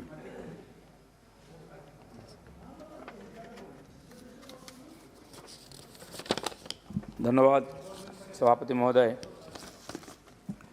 पिछले 3 दिन से budget पर हम लोग चर्चा कर रहे हैं। अच्छे अच्छे सुझाव आया है, समर्थन विरोध भी हुआ है, लेकिन इस अमृत काल में माननीय अर्थमंत्री जी ने जो अमृत हम लोगों को दिया है, उसके लिए मैं उनको और माननीय प्रधानमंत्री जी को धन्यवाद करता हूं। और पहले बजट आता था, हम लोग बचपन से देखते थे दूसरे दिन पेपर में हम लोग पढ़ते थे बजट क्या है, सिगरेट में कितना कर कम हो गया है, कॉस्मेटिक्स में कितना कर बढ़ा है, गैस कितनी कम हुई है, गाड़ियों में कितनी कम हुई है, और एक ऊपर नीचे एरो दे के दिखाया जाता था कि कितना कम सम हुआ है। और दूसरे दिन फिर रेल बजट आता था, उसमें एक मुख्य बात होता था, लोग तुरंत पेपर देखते थे कि किस प्रदेश को कितना नई ट्रेन मिली है, नया ट्रेन का ही राजनीति होता था, यही पर बजट सीमित होता था। लेकिन इस बार का जो बजट हुआ है इसमें तो कोई चमकता नहीं है ऐसा कि देखने में लगेगा बहुत बड़ा कोई धमाका हो गया है, लोग देख रहे थे कोई बहुत बड़ा घोषणा होगा। लेकिन पिछले 2 साल में जो अतिमारी विश्व को ग्रास किया था, उससे देश को, समाज को निकालने के लिए जिस प्रकार तैयारी होनी चाहिए, माननीय वित्त मंत्री जी ने उसका प्रयास किया है। और अर्थनीति को पटरी में लाना, दुनिया के सामने और चुनौती को स्वीकार करते हुए कंपटीशन में आगे बढ़ना और लोगों को फिर एक बार काम में लगाना और गति लाना, इसको देखते हुए बजट का प्रस्तुति हुई है। पहले बजट के लिए हम लोग 1 साल सोचते थे, 2 साल, 3 साल, 5 साल सोचते थे। इस बजट अगले 25 साल देश को कहाँ ले जाएंगे हम, उसका एक रोड मैप है, इसलिए बहुत दूर तक सोच करके बजट बनाया गया है। इसलिए लोगों को नज़र में नहीं आ रहा है कि बजट क्या है। ये बजट समावेशी है और महामारी से निकाल करके अर्थनीति को पटरी में लाना और साथ साथ गति देना, दोनों काम इसमें हुआ है। मुझे लगता है आगे भी होगा और ये पूरा हताशा कट जाएगा और फिर धीरे धीरे गाड़ी आगे बढ़ेगी। हमारे विपक्ष के मित्रों काफ़ी चर्चा कर रहे थे, अलग अलग आंकड़ा दे रहे थे, स्वाभाविक है। लेकिन मुझे लगता है कि जैसा कि लोग बीमार हो जाने के बाद मुंह का स्वाद, टेस्ट चला जाता है ना, पिछले 2 साल की जो बीमारी, उसके कारण समाज का और लोगों का वही हाल हुआ है। चाहे अच्छा चीज़ दीजिए, चाहे बुरा चीज़ दीजिए, लोगों को टेस्ट लगता है नहीं, मुंह में सब खराब ही लगता है। तो ये सब कटने में थोड़ा सा समय लगेगा, उसका इंतजार भी करना पड़ेगा। 25,000 किलोमीटर हाईवे बनेगा, जल, सड़क, विमान, रेल और गण परिवहन, सबको इस 7 क्षेत्र में गति आएगा। 2000 किलोमीटर रेल लाइन को आधुनिक टेक्नोलॉजी से और एक्सीडेंट रहित बनाने के लिए नया प्रयुक्ति और नया देशीय तकनीक से उसका उन्नयन होगा। अभी हमारे प्रदेश में जलपाईगुड़ी में बहुत बड़ा ट्रेन हादसा हुआ, बहुत लोगों का जाने गई, नुकसान भी हुआ लाखों का। इससे बचने के लिए ये नया देशीय जो टेक्नोलॉजी आ रही है उसका भी प्रयोग शुरू हो जाएगा। इस प्रकार से बड़ी बड़ी जो चीज़ें घोषणा हुई, आगे 2-3 साल तो उसका आगे भी लाभ मिलेगा। माननीय अटल जी ने देश को महासड़कों द्वारा जोड़ा था, एक देश श्रेष्ठ, एक भारत श्रेष्ठ भारत का पूरा देश को जोड़ने के लिए पूरा प्रयास किया। अभी माननीय प्रधानमंत्री जी उसी में प्रधानमंत्री गति शक्ति के द्वारा देश को और अर्थनीति को आगे बढ़ाने के लिए प्रयास भी कर रहे हैं। भारतमाला और सागरमाला का नाम हमने सुना था, उसका लाभ देश को मिल रहा है। इस बार पर्वतमाला की नई योजना आई है, जिससे देश से दूर दूर प्रदेश में, दूर दूर क्षेत्र में जो गांव में, अभी माननीय फारूक अब्दुल्ला जी बोल रहे थे, जैसा कि कश्मीर, जम्मू कश्मीर से लेकर हिमाचल से लेकर हमारे बंगाल के दार्जिलिंग तक, ऐसे कई गांव हैं, सैकड़ों गांव दूर दूर पहाड़ों में बसे हुए हैं। लोगों को शहर से या तो बाजार से जाने के लिए घंटों चल के जाना पड़ता है, उससे लोगों को निजात मिलेगा। और ये पर्वतमाला की जो योजना है, आधुनिक तकनीक से लोगों को जोड़ने का, आने जाने का, इसका भी लाभ मिलेगा। 75 साल के बाद इन लोगों को विकास की सुविधा मिलेगी। इस प्रकार नए नए योजनाओं में, और ये जो नई चिंता योजना आई है, इसको समय लगेगा थोड़ा। मैं पश्चिम बंगाल से आता हूँ, वहाँ सरकार है, वहाँ सरकार का एक ही काम है, एक ही अभी समस्या है बंगाल में, एक ही है, गवर्नर हटाओ। लगता है गवर्नर हट जाएंगे तो सारी समस्याएं समाधान हो जाएगी। पिछले 4-5 दिन पहले माननीय गडकरी जी ने एक नई घोषणा की, बंगाल के साथ जुड़े हुए और बंगाल के हाईवे के लिए लगभग 1.5 लाख करोड़ रुपया का उन्होंने घोषणा किया। अगले 2-3 साल में इसका ये योजना फलप्रसू होगा। लेकिन उसके लिए जो ज़मीन चाहिए हाईवे के लिए, वो राज्य सरकार उपलब्ध नहीं करा रही है। खाली हाईवे के लिए नहीं है, बागडोगरा एयरपोर्ट आज सिलीगुड़ी में, उसके लिए 600 करोड़ रुपया सरकार के पास पड़ा हुआ है, केंद्र से दिया हुआ है। अभी तो उसका ज़मीन नहीं मिल रहा है, इसलिए उसका एक्सटेंशन नहीं हो रहा है और उसकी कैपेसिटी से 4 गुना बोझ उसको उठाना पड़ रहा है। और भी नया नया विमान सेवा जो शुरू होने वाला वहाँ से, वो भी संभव नहीं हो रहा है, क्योंकि जगह की कमी है, एयरपोर्ट वो डिफेंस का है, इसलिए उसकी समाधान नहीं हो रही। फैक्ट्री के लिए ज़मीन नहीं है, हाईवे के लिए नहीं है, रेलवे के नहीं है, एयरपोर्ट के लिए नहीं है, तो फिर विकास कहाँ से होगा, नौकरी चाकरी कहाँ से होगा, लोगों के पास काम से कहाँ आएगा। राज्य सरकार इसमें लाचार है, इसलिए वहाँ के लोग इससे वंचित रह रहे हैं। ये बड़ी चिंता की बात है। ऐसे हमारे बंगाल में एक परंपरा बनी थी, केंद्र सरकार की बजट के पहले दिन वहाँ बजट आता था। अभी इस साल बजट आएगा, कब आएगा, आएगा नहीं आएगा किसी को मालूम नहीं है। अधिवेशन कब होगा किसी को मालूम नहीं है। वहाँ बजट नहीं होगा, इसलिए हमारे मुख्यमंत्री उत्तर प्रदेश में प्रवास में गए हैं, वहाँ घूमने गए हैं, और बंगाल के लोग 2 रुपया चावल जो मोदी जी भेजते हैं, 3 रुपया गेहूँ, उससे गुजारा कर रहे हैं। लोगों का इनकम क्या है, मनरेगा, गरीब लोग 100 दिन का काम मिलता है और सबसे ज़्यादा पैसा उसके लिए बंगाल सरकार को मिलता है, उससे गरीब लोगों का गुजारा होता है। केंद्र का पैसा हुआ भेजा हुआ चावल दाल गेहूं, और पिछले 2 साल से वहाँ लगभग 80% लोगों को इस प्रकार फ्री में राशन मिला है, उससे लोग जिंदा रहे। गरीब लोगों का काम बोलने से मनरेगा, गरीब लोगों का गुजारा के लिए केंद्र सरकार का दिया हुआ ये जो अन्न जनधन योजना में, अन्न योजना में जो चावल दाल, उससे गुजारा हो रही है। लोगों को अगर नौकरी चाकरी पढ़ाई करना है, पढ़ाई के लिए हमारे नौजवानों को बेंगलुरु या तो हैदराबाद जाना पड़ता है, और दवाई के लिए चेन्नई मुंबई जाना पड़ता है, और कमाई के लिए गुजरात महाराष्ट्र कर्नाटक दिल्ली उत्तर प्रदेश जाना पड़ता है। और वहाँ की फैशन क्या है, वहाँ की सरकार जो एडमिनिस्ट्रेटिव मीटिंग करती खुलेआम रास्ता में करता है, पंडाल लगा कर रास्ते में होता है, कोई हॉल में नहीं होता है, और वहाँ होता है। और वहाँ से पीएम को, एचएम को, गवर्नर को गाली देना एक फैशन सा बन गया उधर। और वहाँ की जो पार्टी है सरकार में है, उनके नेता, उनके गुंडे विपक्ष को विशेष करके हमारे कार्यकर्ताओं पर अत्याचार करते हैं, मारते हैं, पेड़ में टांग देते हैं। उनका मनोरंजन का माध्यम है ये। आप देश भर में दीपावली मनाते हैं, उसमें बम फोड़ते हैं, पटाखे फोड़ते हैं, आवाज़ होता है। ये साल में एक बार, हमारे वहाँ तो हर महीना होता है। अभी 4 दिन पहले हाली शहर उत्तर 24 परगना में एक बम ब्लास्ट हुआ है, गंगा किनारे में था, बच्चे फुटबॉल खेल रहे थे, झाड़ी में बॉल लाने गए तो बम फटा वहाँ, और एक बच्चा वहीं मरा, 2 का शरीर चित्रा बितरा हो गया, गंगा में चला गया, अभी उसका ढोके मिला भी नहीं। ये स्थिति है। ऐसा कोई जिला नहीं जहाँ बम बंदूक की कारखाना नहीं मिलती है, बम ब्लास्ट नहीं होती है। पूरा देश के गैंगस्टर और एंटी सोशल जाकर वहीं पनाह लेते हैं, और बांग्लादेश के टेररिस्ट आकर के बंगाल में शेल्टर लेते हैं। पूरा देश में कोई बम बंदूक की आवाज़ नहीं, कोई आरडीएक्स और माइंस की आवाज़ नहीं है, लेकिन बंगाल में हर जिला में इस प्रकार आवाज़ आ रहा है, और लोग डरे डरे वहाँ जिंदा और जीवन बिता रहे हैं। ये बड़ी चिंता की बात है। हमारे ये जो बंगाल के किसान सम्मान निधि, देश के लगभग 11 करोड़ से ज़्यादा लोग, गरीब किसान इससे लाभान्वित हो रहे हैं 2 साल से, और अभी हमारे वहाँ लगभग 72 लाख किसान इससे हकदार हैं। और पिछले चुनाव हुआ मई में, उसके बाद लगा मुख्यमंत्री को लगना चाहिए तो बंगाल के किसानों को ये सब देने की अनुमति उन्होंने दी, लेकिन फिर भी ये 72 लोगों में से केवल 27 लाख लोग गरीब किसान को मिल रहा है, बाकी लोगों को वंचित रखा गया है। उनका नाम और एड्रेस, फ़ोन नंबर, उनका अकाउंट नंबर भेजना चाहिए राज्य सरकार को, उतना भी नहीं भेज रहे हैं। इसलिए वहाँ की मोदी जी का दिया हुआ जो 6,000 रुपया हर साल किसान सम्मान निधि, बंगाल के किसान उससे वंचित रह गए हैं। और उसके साथ साथ जो दवाई का आजकल ट्रीटमेंट का कितना खर्चा सब जानते हैं। बंगाल की जो हॉस्पिटल्स हैं उसकी खास्ता हालत है, वहाँ के डॉक्टर अभी हड़ताल कर रहे हैं, वहाँ के नर्सेस हड़ताल कर रहे हैं, वहाँ के कर्मचारी हड़ताल कर रहे हैं, और वहाँ के जो जूनियर डॉक्टर वो भी हड़ताल में बैठे हुए हैं, हॉस्पिटल बंद हो जाता है, लोगों को चेन्नई जाना पड़ता है ट्रीटमेंट के लिए। इसलिए केंद्र सरकार ने जो आयुष्मान भारत की जो योजना दी है, बंगाल के लोगों को उससे वंचित रखा गया है।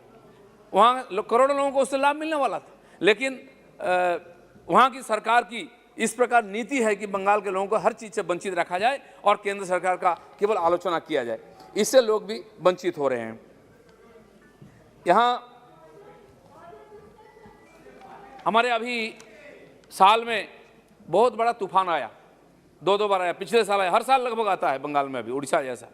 उसमें धान की फसल बहुत बड़ा नुकसान हुआ, ख़राब हो गया, सब्जी पूरा ख़राब हो गया। अभी सब्जी बहुत कीमती है वहाँ, और साथ साथ आलू जो खेती होता है 7-8 जिलों में हमारे बंगाल में काफ़ी बड़ी मात्रा में आलू की उपज होती है, वो भी ख़राब हो गया। एक बार बोए लोग बीज खराब हो गया, दूसरा बार भी खराब हो गया, कुछ थोड़ा बहुत हो रहा है, लेकिन वहाँ के किसान को मदद करने के लिए वहाँ की सरकार तैयार नहीं है।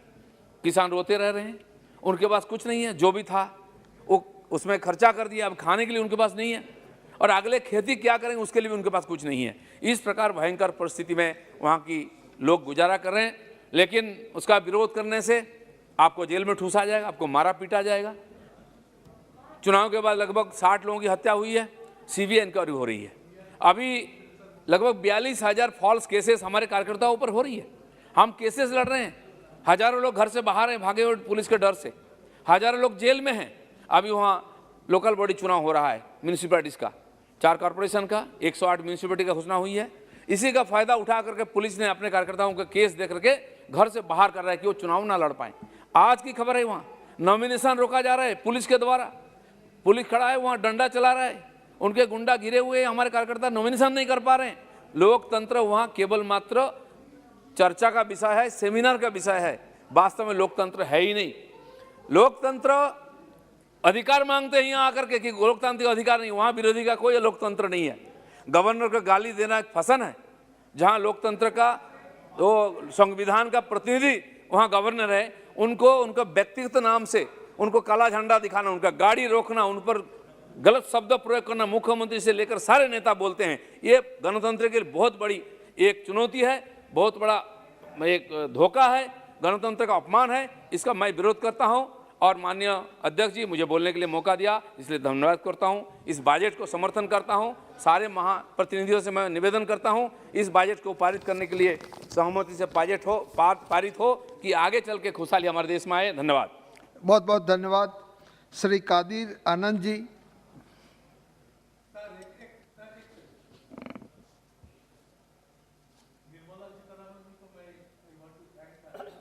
She has not taken even a single word into her note, which Mr. Mr. Kadir Anand ji.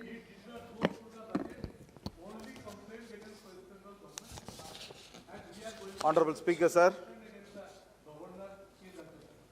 Honorable Speaker, sir, thank you for giving me an opportunity to speak on this union budget. Sir, after this budget was presented in this August House, many chief ministers had their comments. Tamil Nadu Chief Minister, who is really revolutionizing the state in administration as well as socio-economic policies, has flaunted this budget, that it is not a budget of a common man. Sir, my father, Shri Durai Murugan, is the leader of the Tamil Nadu Assembly. He has been in the politics for more than 50 years. Recently, the Tamil Nadu Assembly celebrated him and congratulated him for continuing in the Assembly for 50 years and still undefeated from the same parliament, from the same legislative assembly. When I asked him, what is the reason behind the success of a politician or a political party, he clearly said, he gave the words, he clearly gave me a word saying that when a party or a government fails to address the poorest of the poorest man in the governance, then automatically the government will be a failure. I asked him, what is his reason behind being elected again and again? He told me very clearly, I respect my constituency as a temple and I worship my voters as my real gods. But this government, I don't see that they have done anything to the common man.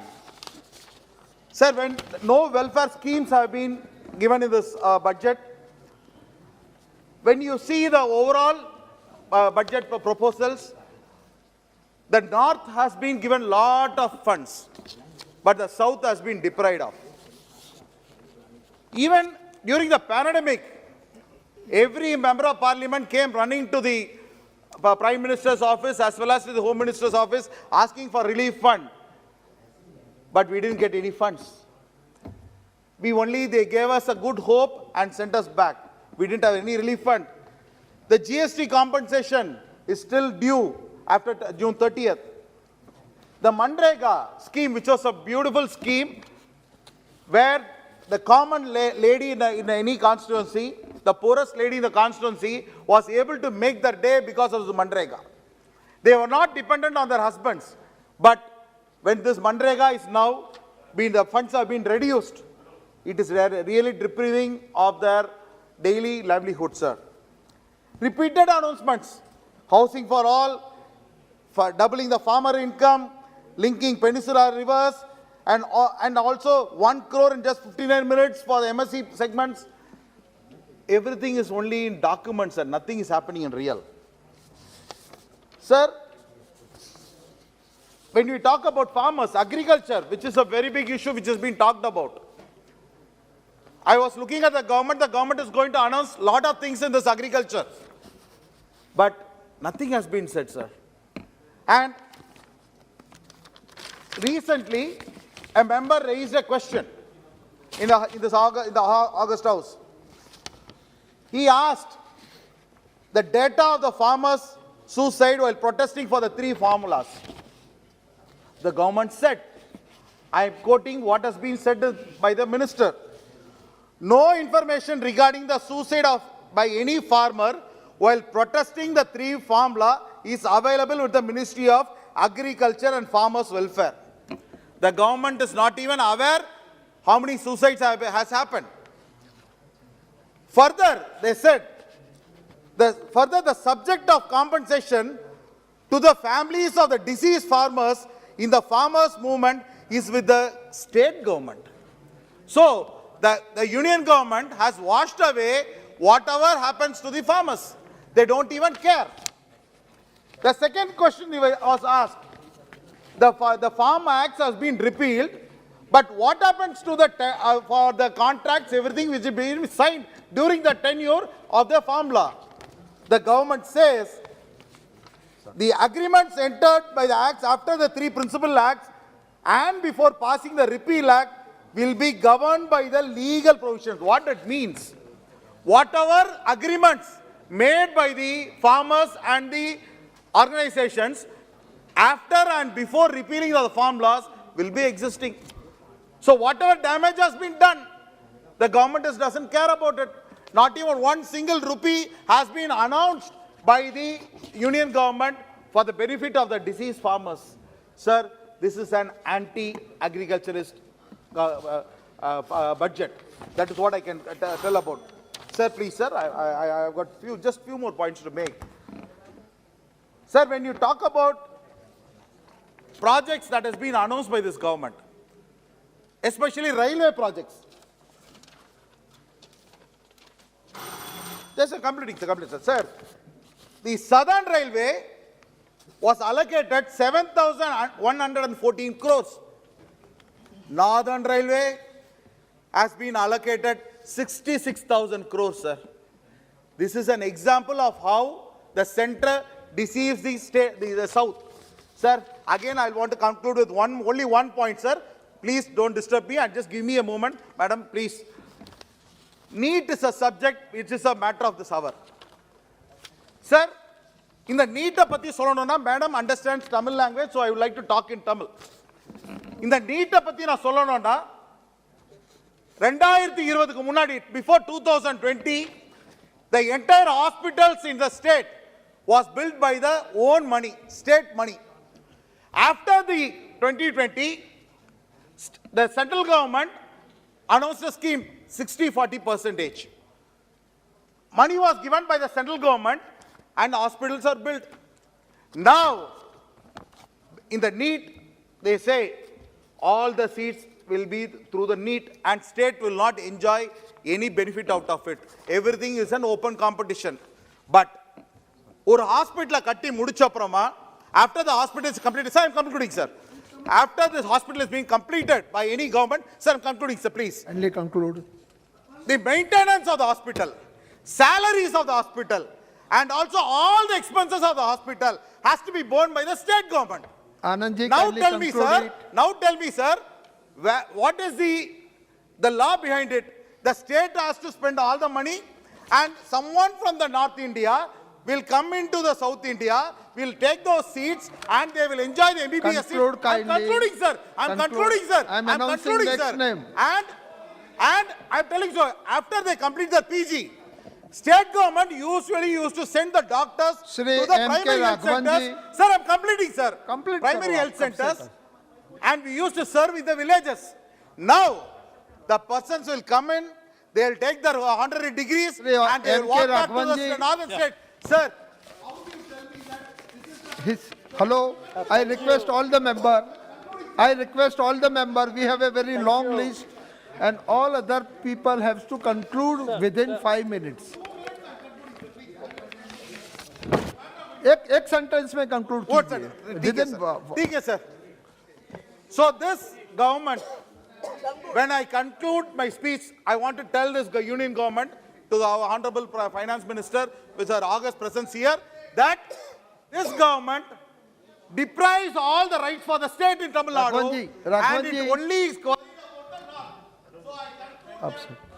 5 minute में आप अपना बात को समाप्त कीजिए.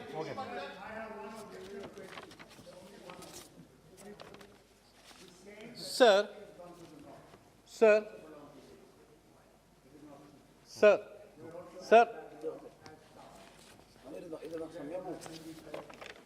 आप तो बहुत वरिष्ठ मेंबर हो, मगर यहाँ बहुत लंबा लिस्ट है और हमें कंक्लूड करना है. राघवन जी. Sir, thank you, respected Chairman, sir, for giving me this opportunity. Sir, आदरणीय प्रधानमंत्री जी ने कहा था in this August House, हम टुकड़े टुकड़े गैंग से हैं, हम ऐसा गैंग से नहीं हैं सर, हम एक महासंगठन से है, उसका नाम है इंडियन नेशनल कांग्रेस. आप हमारा देश का ऐतिहासिक फ्रीडम स्ट्रगल का हिस्ट्री पढ़ लीजिए, उधर आप देखेंगे इंडियन नेशनल कांग्रेस. आपका सरकार कॉर्पोरेट सरकार है, हम इस देश के आम आदमी के साथ हमेशा रहेंगे. Sir, Honorable Chairman, sir, Madam Finance Minister has said that we have entered into Amritakal. Sadly, to enter into Amritakal, we have to consume the Kalaguda to save the world. Sir, according to Bhagavad Purana, Tada Karadali Kritya Vyabi Halahalam Visham, Abhaya Chayan Mahadeva Krivya Bhuda Bhavana. So, which means Mahadeva, out of compassion for the welfare of all living beings, consequently took the widespread halala poison in his hand and drank it. Sir, the Kalaguda that India faces today is the blow. The pandemic has attacked our economy. This Kalaguda can only be eliminated if we had allocated sufficient funds for health to fight this pandemic. Unfortunately, that was not seen. Health costs are rising, but the budget outlay for the health has dropped. It is sad and shame that only after intervention of Honorable Supreme Court that the government fixed the compensation for the victims of COVID-19 pandemics. Sir, one of the India's greatest poet and environmentalist, Sugadumari teacher, has said, Aro Paranyu, Muruchu Matam Kedubadichuru Avayavu, Pache Kodum Kedubadicha Pavam Manaso. See, what is the meaning? A deceased part can be cut and removed, but what can be done to the poor heart deeply deceased? Sir, the government is heartless when it comes to poor pupils, farmers, laborers, Dalits. The government is heartless when it comes to country's youth. The government is heartless when it comes to women of this country. The government is heartless towards our healthcare sector. Sir, what have you done to Manrega? You have cut the funds by 25% to 75,000 crores. Let us not forget the massive areas to be paid to states under the scheme. The single scheme alone was the reason why our poor people from rural areas did not go hungry since the pandemic. You call us Tukade gang and often asked, what is the legacy of the UPA government? Say, sir, we say with proud that we do not belong to Tukade gang.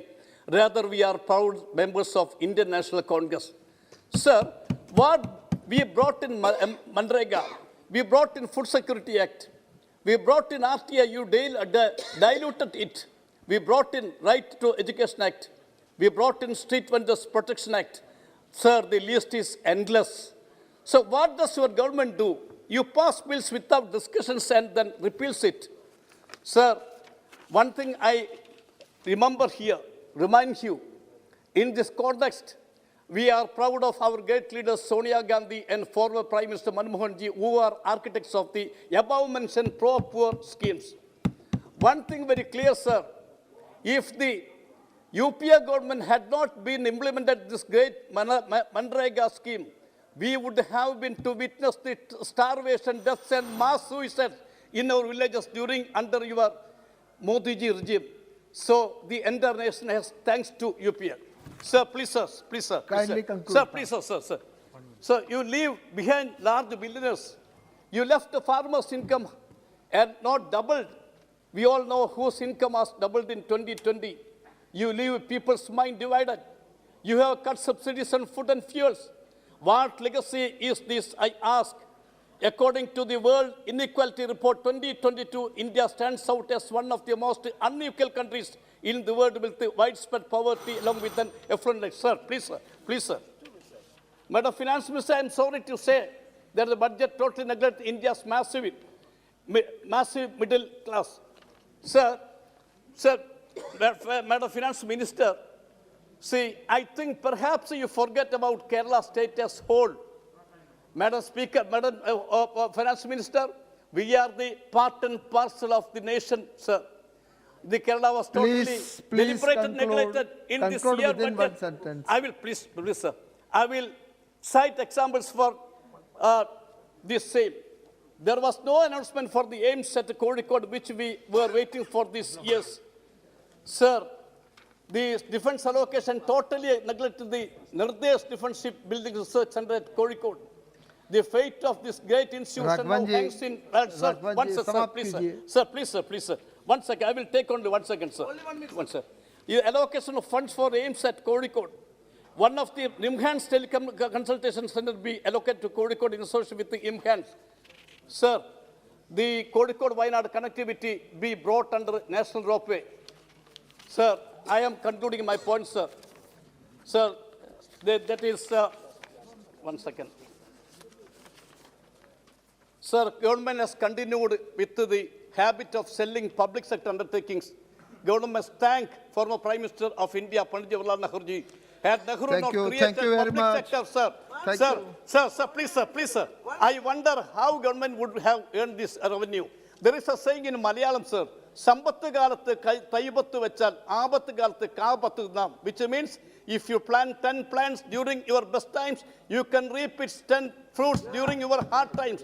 This is exactly what your government is doing. We have planted trees in the form of public sector undertakings over the years, and now we are... Dr. Hina Kavid ji. Sir, please, sir. Sir, please, sir.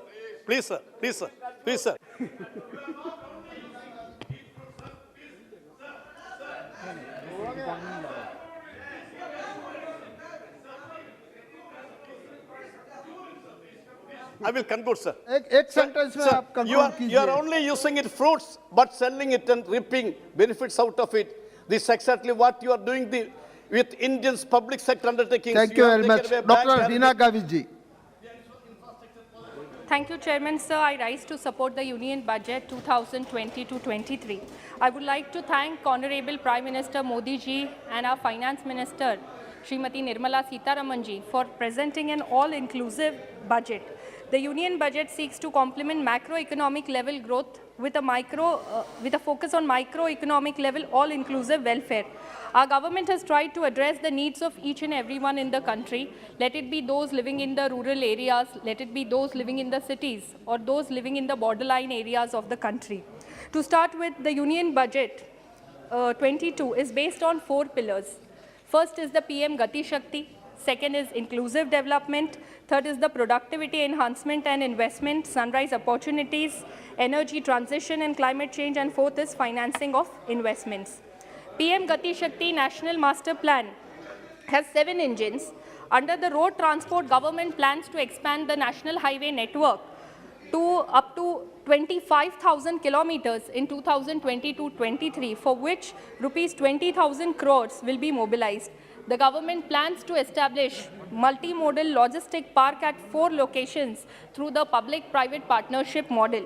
2,000 kilometers of railway network under indigenous technology will be expanded. One station, one product, which is a new concept, will help local businesses and supply chains. Sir, it is worthwhile to mention that India has Asia's largest rail network and world's second largest rail network, which means that this concept of one station, one product is going to benefit each and every part of the country. Wherever there is a railway station, this one station, one product scheme will be implemented. And by bringing this concept, the government is trying to help the local businesses to bring them in the mainstream line by bringing in this initiative. The government is also planning to develop for 400 new generation Vande Bharat trains, 100 cargo terminals, and 8 ropeway projects for 60 kilometers length. So the next pillar is the inclusive development. Inclusive development of farmers is one of the main priority areas of the government.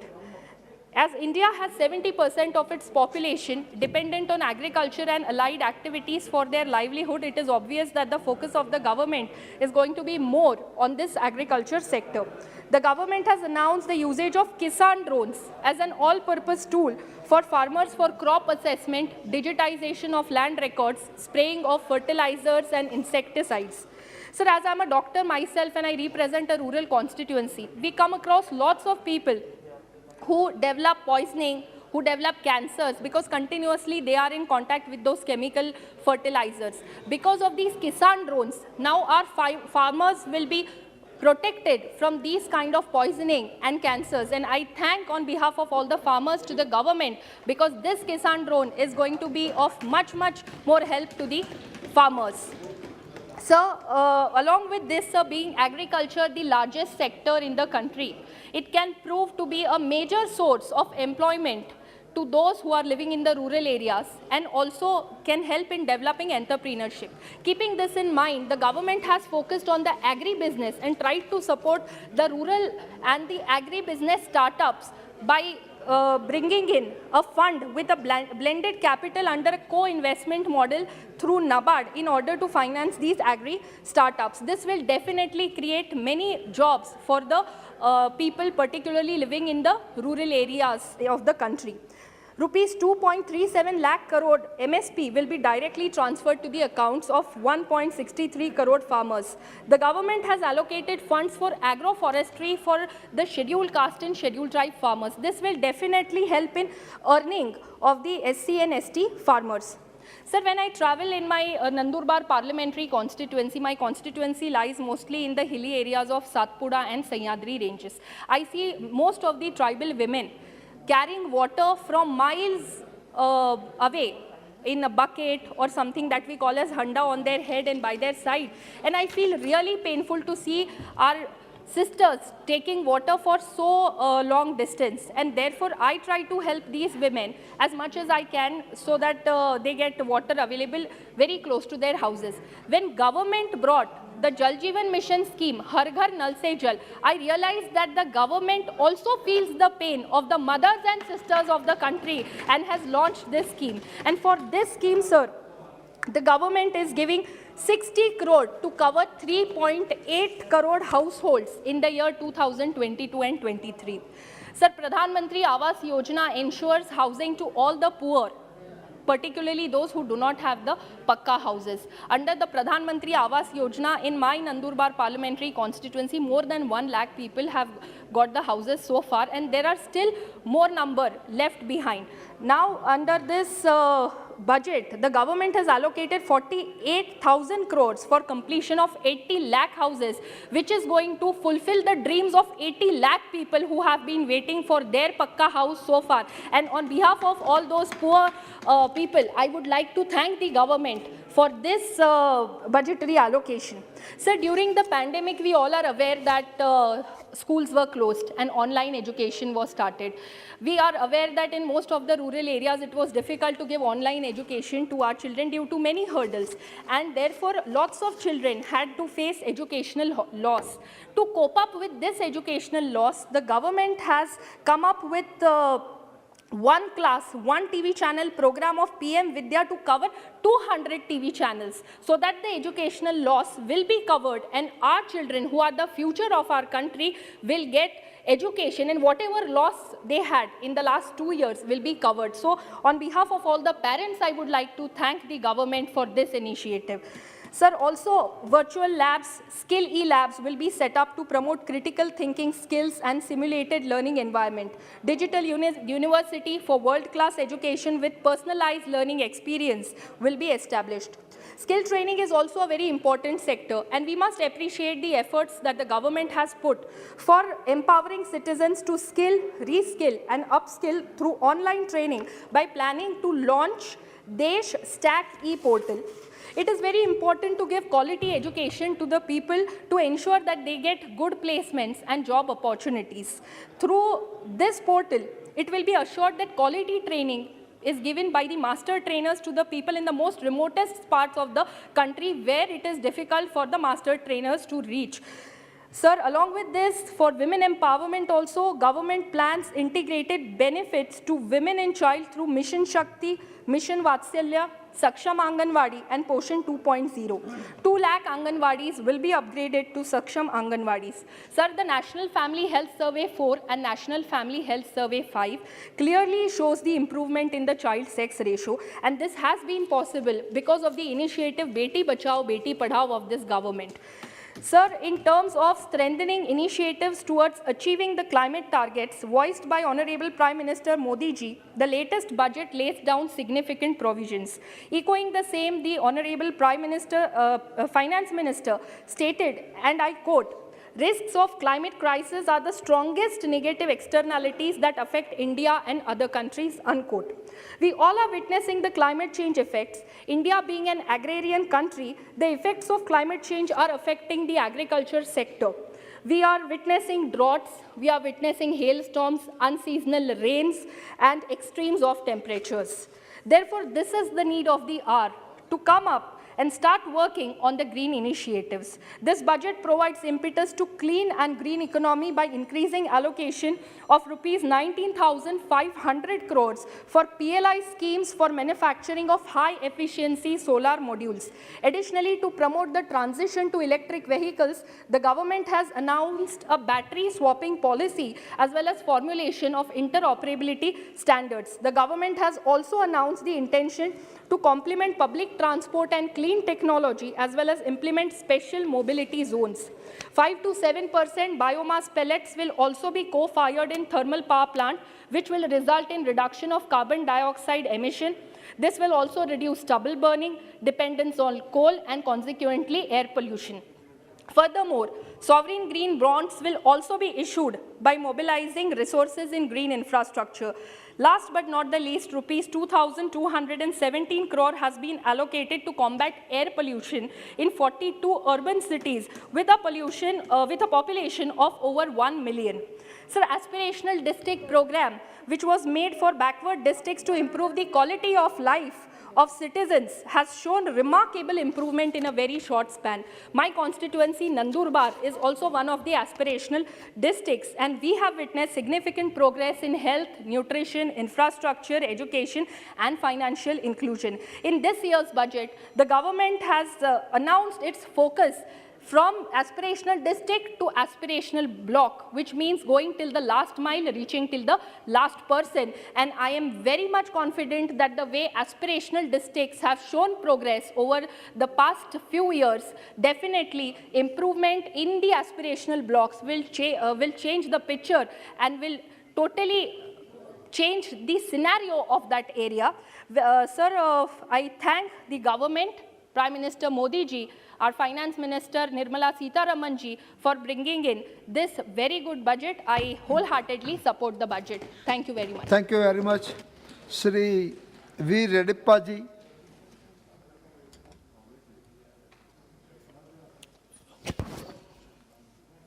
అధ్యక్ష మహాశయ, ఈ ఆర్థిక సంవత్సరం 2022-23 కేంద్ర బడ్జెట్పై ప్రసంగించడానికి అనుమతించిన మీకు మరియు మా వైఎస్ఆర్సీపీ పార్టీకి కృతజ్ఞతలు తెలియజేసుకుంటూ, కేంద్ర బడ్జెట్స్లో షెడ్యూల్ కులాలకు, ఎస్సీస్కు, ఎస్టీస్కు అలాట్ చేసిన నిధుల గురించి మాట్లాడదలుచుకుంటున్నాను.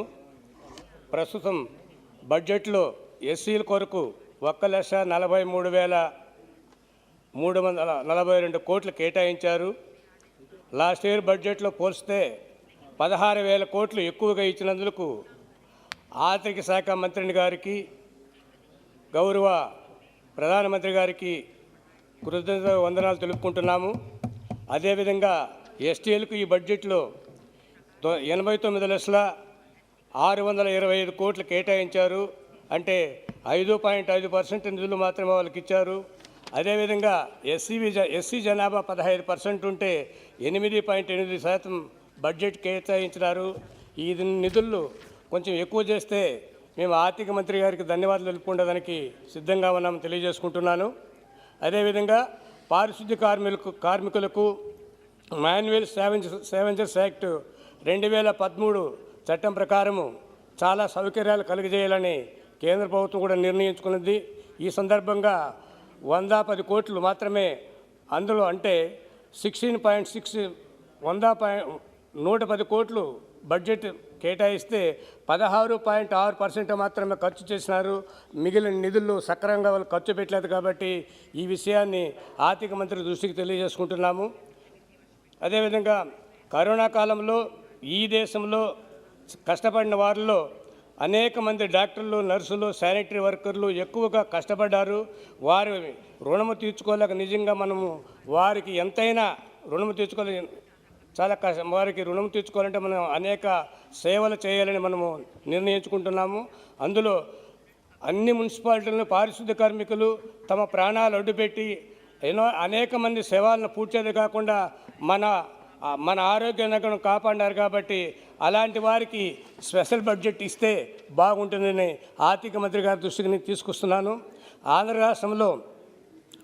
రాష్ట్ర ముఖ్యమంత్రి ప్రవేశపెట్టిన రైతు భరోసా పథకం ద్వారా పేద రైతులకు ప్రతి సంవత్సరం సబ్సిడీగా 13,500 రూపాయలు కౌలుదారులకు కూడా ఇస్తున్నారు. ఆంధ్రప్రదేశ్లో సుమారు 42.4 కౌలుదారులు ఉన్నారు. అదేవిధంగా ఒరిస్సాలో కూడా 39% కౌలుదారులు ఉన్నారు. కౌలుదారులు అందరూ కూడా ఎస్సీ, ఎస్టీ, బీసీలకు సంబంధించిన బీద కులాలకు సంబంధించిన వారే బీదవారే. కాబట్టి కేంద్ర బడ్జెట్లో వారికి టెనెంట్స్ యాక్ట్ కింద ఎక్కువగా నిధులు మంజూరు చేస్తే బాగుంటుంది. అదేవిధంగా ఎన్ఆర్జీఎస్ కింద నిధులు వ్యవసాయదారులకు, వ్యవసాయ కూలీలకు అనుసంధానం చేస్తే బాగుంటుందనేది మంత్రివర్యులకు, ఆర్థిక మంత్రికి దృష్టికి తీసుకొస్తున్నాము.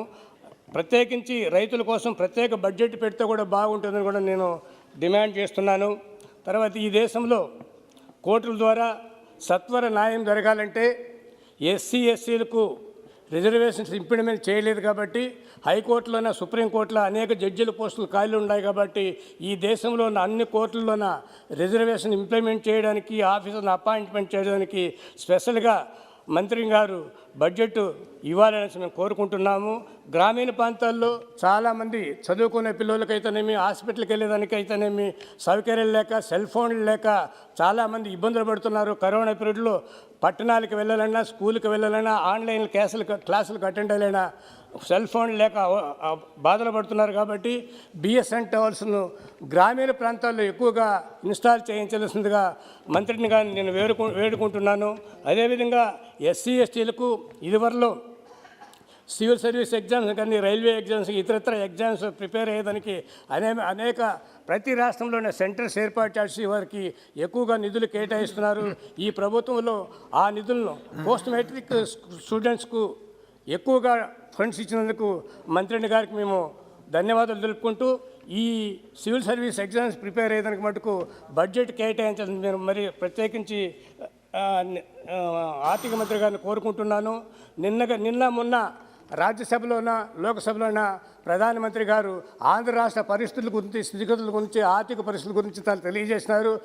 వాటికి కూడా మేము ప్రధానమంత్రికి ధన్యవాదాలు తెలుపుకుంటూ, దీనికి ముఖ్య కారకుడు చంద్రబాబు నాయుడు మాజీ ముఖ్యమంత్రి మాకు అనేక సెంట్రల్ గవర్నమెంట్ గారికి లెటర్ ఇచ్చి మాకు డివైడ్ చేయమని కోరుకున్నారు. కాబట్టి ఆయన రిక్వెస్ట్ ప్రకారం మా ఆంధ్ర రాష్ట్రాన్ని డివైడ్ చేశారు. కాబట్టి ఇప్పుడు మేము ఇన్ని కష్టాలు పడుతున్నాము. అదే మాజీ ముఖ్యమంత్రి రాజశేఖర రెడ్డి గారు బతుకుంటే మా రాష్ట్రం డివైడ్ అయ్యేది కదా, మాకు ఇప్పుడు ఇన్ని కష్టాలు వచ్చినాయి. మా ముఖ్యమంత్రి గారు ఇదివరలోనే ప్రధానమంత్రి గారిని, ఆర్థిక మంత్రి గారిని సుమారు 2.5 సంవత్సరాలుగా చాలా దఫాలు వచ్చి వాళ్ళు రిక్వెస్ట్ చేసుకుంటున్నారు. మీరు ప్రత్యేకంగా మాకు బడ్జెట్ ఇవ్వకపోతే ఆంధ్ర రాష్ట్రం అతలాకుతలం అయిపోతుంది. నిన్నగాక మొన్న వచ్చిన తుఫాన్లకైతేనేమి, వర్షాలకైతేనేమి పంటలన్నీ దెబ్బతిన్నాయి, బాధపడుతున్నారు. సార్, ఈ రాష్ట్రంలోనే రోల్ మోడల్ ముఖ్యమంత్రి, ఈ దేశంలోనే రోల్ మోడల్ ముఖ్యమంత్రిగా జగన్మోహన్ రెడ్డి గారు అనేక లక్షలాది మంది మహిళలకు, ప్రతి ఎస్సీ, ఎస్టీ, బీసీ మైనారిటీలుగా కాకుండా ఈబీసీ మహిళలు కూడా ప్రతి సంవత్సరానికి 75,000 రూపాయలు మంజూరు చేసేది కాకుండా, రైతు భరోసా తరఫున రైతులకు డబ్బు 13,500 ఇచ్చేది కాకుండా 2,500 రూపాయలు ప్రతి ఒక్కరికి కూడా అర్హత గల ప్రతి ఒక్కరికి పెన్షన్లు ఇస్తున్నారు. అమ్మఒడి కూడా, నాడు నేడు కూడా, స్కూల్లో కూడా అనేక విద్యను చాలా పెంపొందు చేసి అందరికీ బాగా సహాయం చేస్తున్నాడు మా ముఖ్యమంత్రి గారు.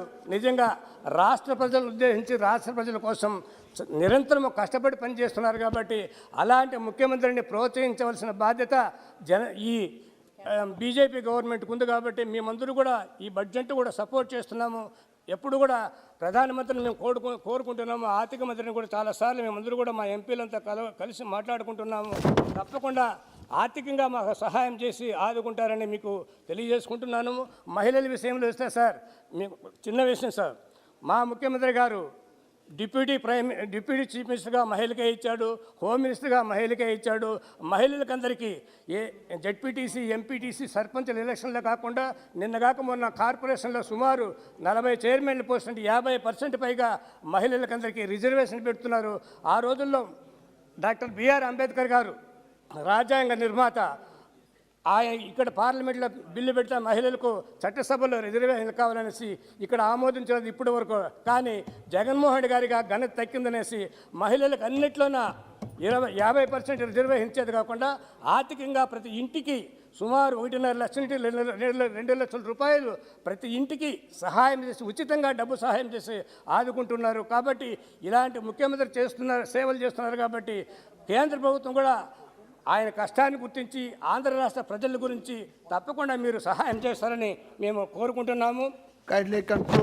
అదేవిధంగా బీసీలకు, టైలర్లకు కానీ, భజంత్రీలకు కానీ, బట్టలు ఉతికే వాళ్ళకి కానీ, మగ్గాలు నేసే వాళ్ళు కూడా 10,000 నుంచి 18,000 రూపాయలు కూడా ఉచితంగా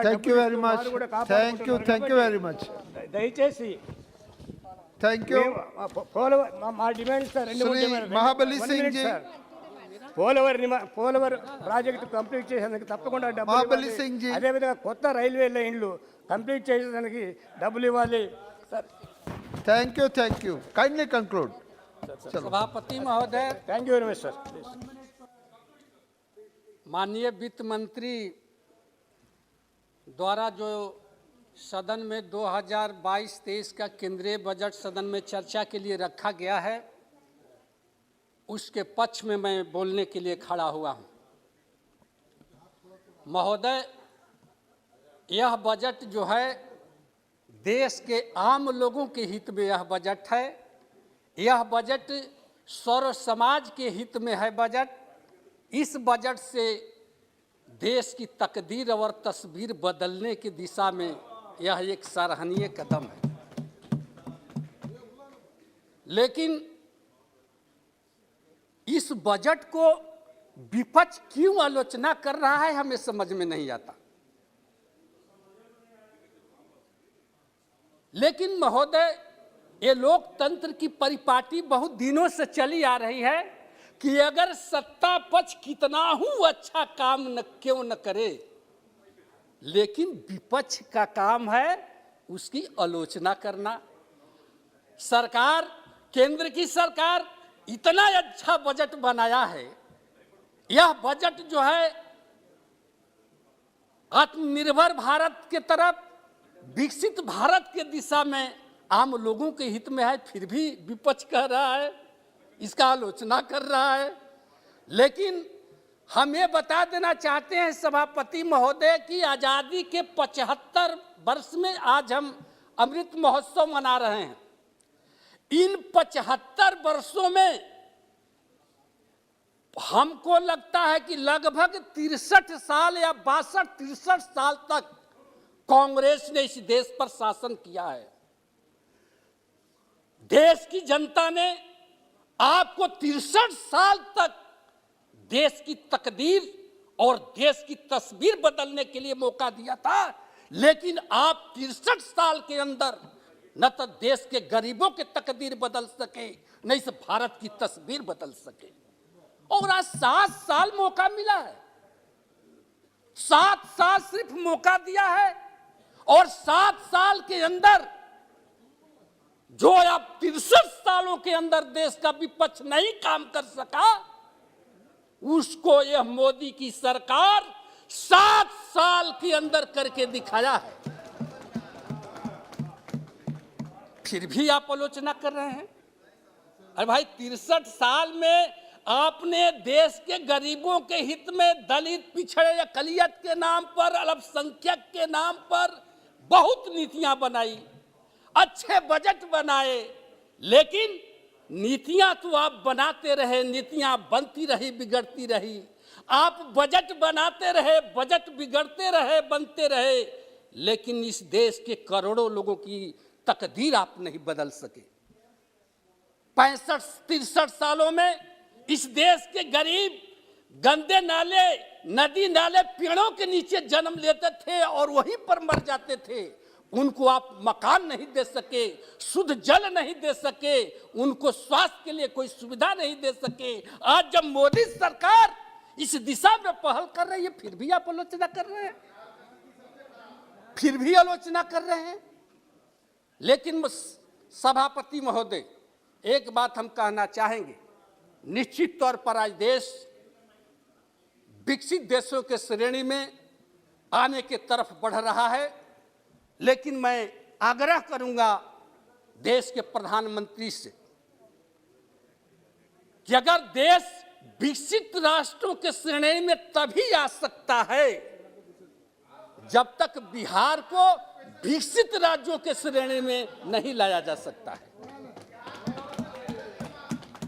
जब तक बिहार को विकसित राज्यों की श्रेणी में नहीं लाया जा सकता, तब तक देश को हम विकसित राष्ट्रों के श्रेणी में नहीं ला सकते। इसलिए आज बिहार हर क्षेत्र में आगे बढ़ रहा है, विकास कर रहा है, लेकिन अगर बिहार को विशेष राज्य का दर्जा मिल जाता माननीय मंत्री महोदय, तो निश्चित तौर पर बिहार विकसित राज्यों के श्रेणी में आता। अगर बिहार विकसित राज्यों के श्रेणी में आता तो आज देश कृपया समाप्त कीजिए, विकसित राष्ट्र के श्रेणी में आता। महोदय लीजिए ना, अभी तो कुछ, अभी तो शुरू हुआ। आपकी पार्टी के समय ही नहीं है, 5 मिनट आपका है, खत्म होने पर 2 मिनट महोदय, 2 मिनट नहीं, 2 मिनट। इसलिए महोदय कीजिए, बिहार को विशेष राज्य की दर्जा मिलना जरूरी है, और इसके साथ साथ देश के विकास के साथ बिहार में जो 10 साल से जो परियोजनाएं बंद पड़ी हुई है, हमारे क्षेत्र में 10 साल से महोदय 3 परियोजनाएं पड़ी हुई है। बहुत बहुत धन्यवाद, आपकी बात आ गई है, अभी समाप्त कीजिए। 1 मिनट महोदय, बिहटा से औरंगाबाद रेलवे लाइन 10 साल से पड़ा हुआ है। डिहरी से बंजारी रेलवे लाइन जो है, जो उत्तर प्रदेश के जोड़ती है, वो भी ठप पड़ा हुआ है। डिहरी डालमिया नगर फैक्ट्री जो रेलवे बैगन का फैक्ट्री, वो भी 10 साल से पेंडिंग पड़ा हुआ है। इसलिए बहुत बहुत धन्यवाद, बहुत बहुत धन्यवाद। मांग करना चाहते हैं श्री तेजस्वी सूर्या जी, विकसित राज्यों के श्रेणी में लाना है, तेजस्वी सूर्या जी, बिहार को विकसित बनाना होगा। धन्यवाद। धन्यवाद अध्यक्ष जी। अध्यक्ष जी, under the leadership of the Honorable Prime Minister, the country has witnessed an economic miracle in the last 7 years. From agriculture to education, aviation to railways, IT to BT, soil to space, in every segment of the country's national life, the Prime Minister has ushered in a complete transformation. The kind of economic progress the country has witnessed in the last 7 years, the pace of reforms is also unprecedented. The numbers are there to give more clarity on that. However, Speaker Sir, the political commentariat speaks very highly of the 1991 budget and describes it as the budget which opened the doors for India's economic growth. One must keep in mind that the 1991 budget and the reforms that were introduced therein were made at a time of economic compulsion. The reforms that were brought in then were not as a result of the government's conviction for economic reforms. The difference between then and all the 4 budgets that Honorable Finance Minister Srimati Nirmala Sitharaman ji has presented is that the economic reforms introduced in the last 4 budgets that she has presented is very dedicatedly, concertedly a result of the conviction of the government to introduce economic reforms. And it would not be an exaggeration when I say that when the history of modern India is written, India's history can be viewed as a before Modi era and a after Modi era. The numbers are so clear as to the kind of comprehensive transformation that the country has witnessed. When Honorable Member of Parliament from Wayanad was speaking about the idea of 2 Indias, perhaps this should have been the 2 Indias that he should have elaborated upon. That before Modi there was a different kind of India, and after Narendra Modi there is a different kind of India. And let me elaborate on what is the difference. Before Modi, the country was witnessing double-digit inflation. We were considered to be among the fragile 5 economies of the world. After Modi, the country has consistently seen single-digit inflation, and we are today the fastest growing major economy in the world. This is the 2 Indias that we must be seeing. Before Modi, India's GDP, the size of India's GDP was 110 lakh crore. After Narendra Modi, the size of India's GDP is 230 lakh crore. This is the 2 Indias that we must be proud. This is the 2 Indias that have changed. Before Narendra Modi, India's exports were at 2.85 lakh crore. After Narendra Modi, India's exports are now at 4.70 lakh crore. Nobody can deny these facts. India's foreign reserves before Modi ji was $275 billion. After Modi ji, India's foreign reserves is at $630 billion. In every aspect of macroeconomic measurement, whether it is foreign exchange reserves, whether it is FDI, whether it is inflation, India after Narendra Modi has consistently performed better than what it was under the rule of the dynasts of the Congress. This is something that is very clearly established. I am elected by the people of the country with as much right as a dynast sitting in this hall to speak on behalf of the people, and the numbers that I am quoting, sir, are sacrosanct. They come from the sources of government. Sir, before Narendra Modi, the poor of this country were left to fend for themselves. This was the reality that the poor of the country were facing. But after Narendra Modi, sir, we today have 44.8 crore people who came for the first time inside the formal banking system through the Jan Dhan accounts. For last 70 years, can we imagine? We are speaking of inclusive development, sir. Last 70 years, close to 45 crore people were not even part of the country's formal banking system. And these people lecture today on Sabka Saath, Sabka Vikas to us. The first time in the country's history, sir, 9 crore households have got tap water. बैठ जाइए आप, अपना स्थान लीजिए. आपके पास 70 साल थे sir, 70 साल थे आपके पास. In 70 years, if the Prime Minister has to come in 2014 and deliver 9 crore households tap water for the first time, it speaks, it reeks of the kind of corruption that was there, rampant corruption that was there during your regime. And this is the old India, the two Indias. This was the old India that was there, the India that you ruled.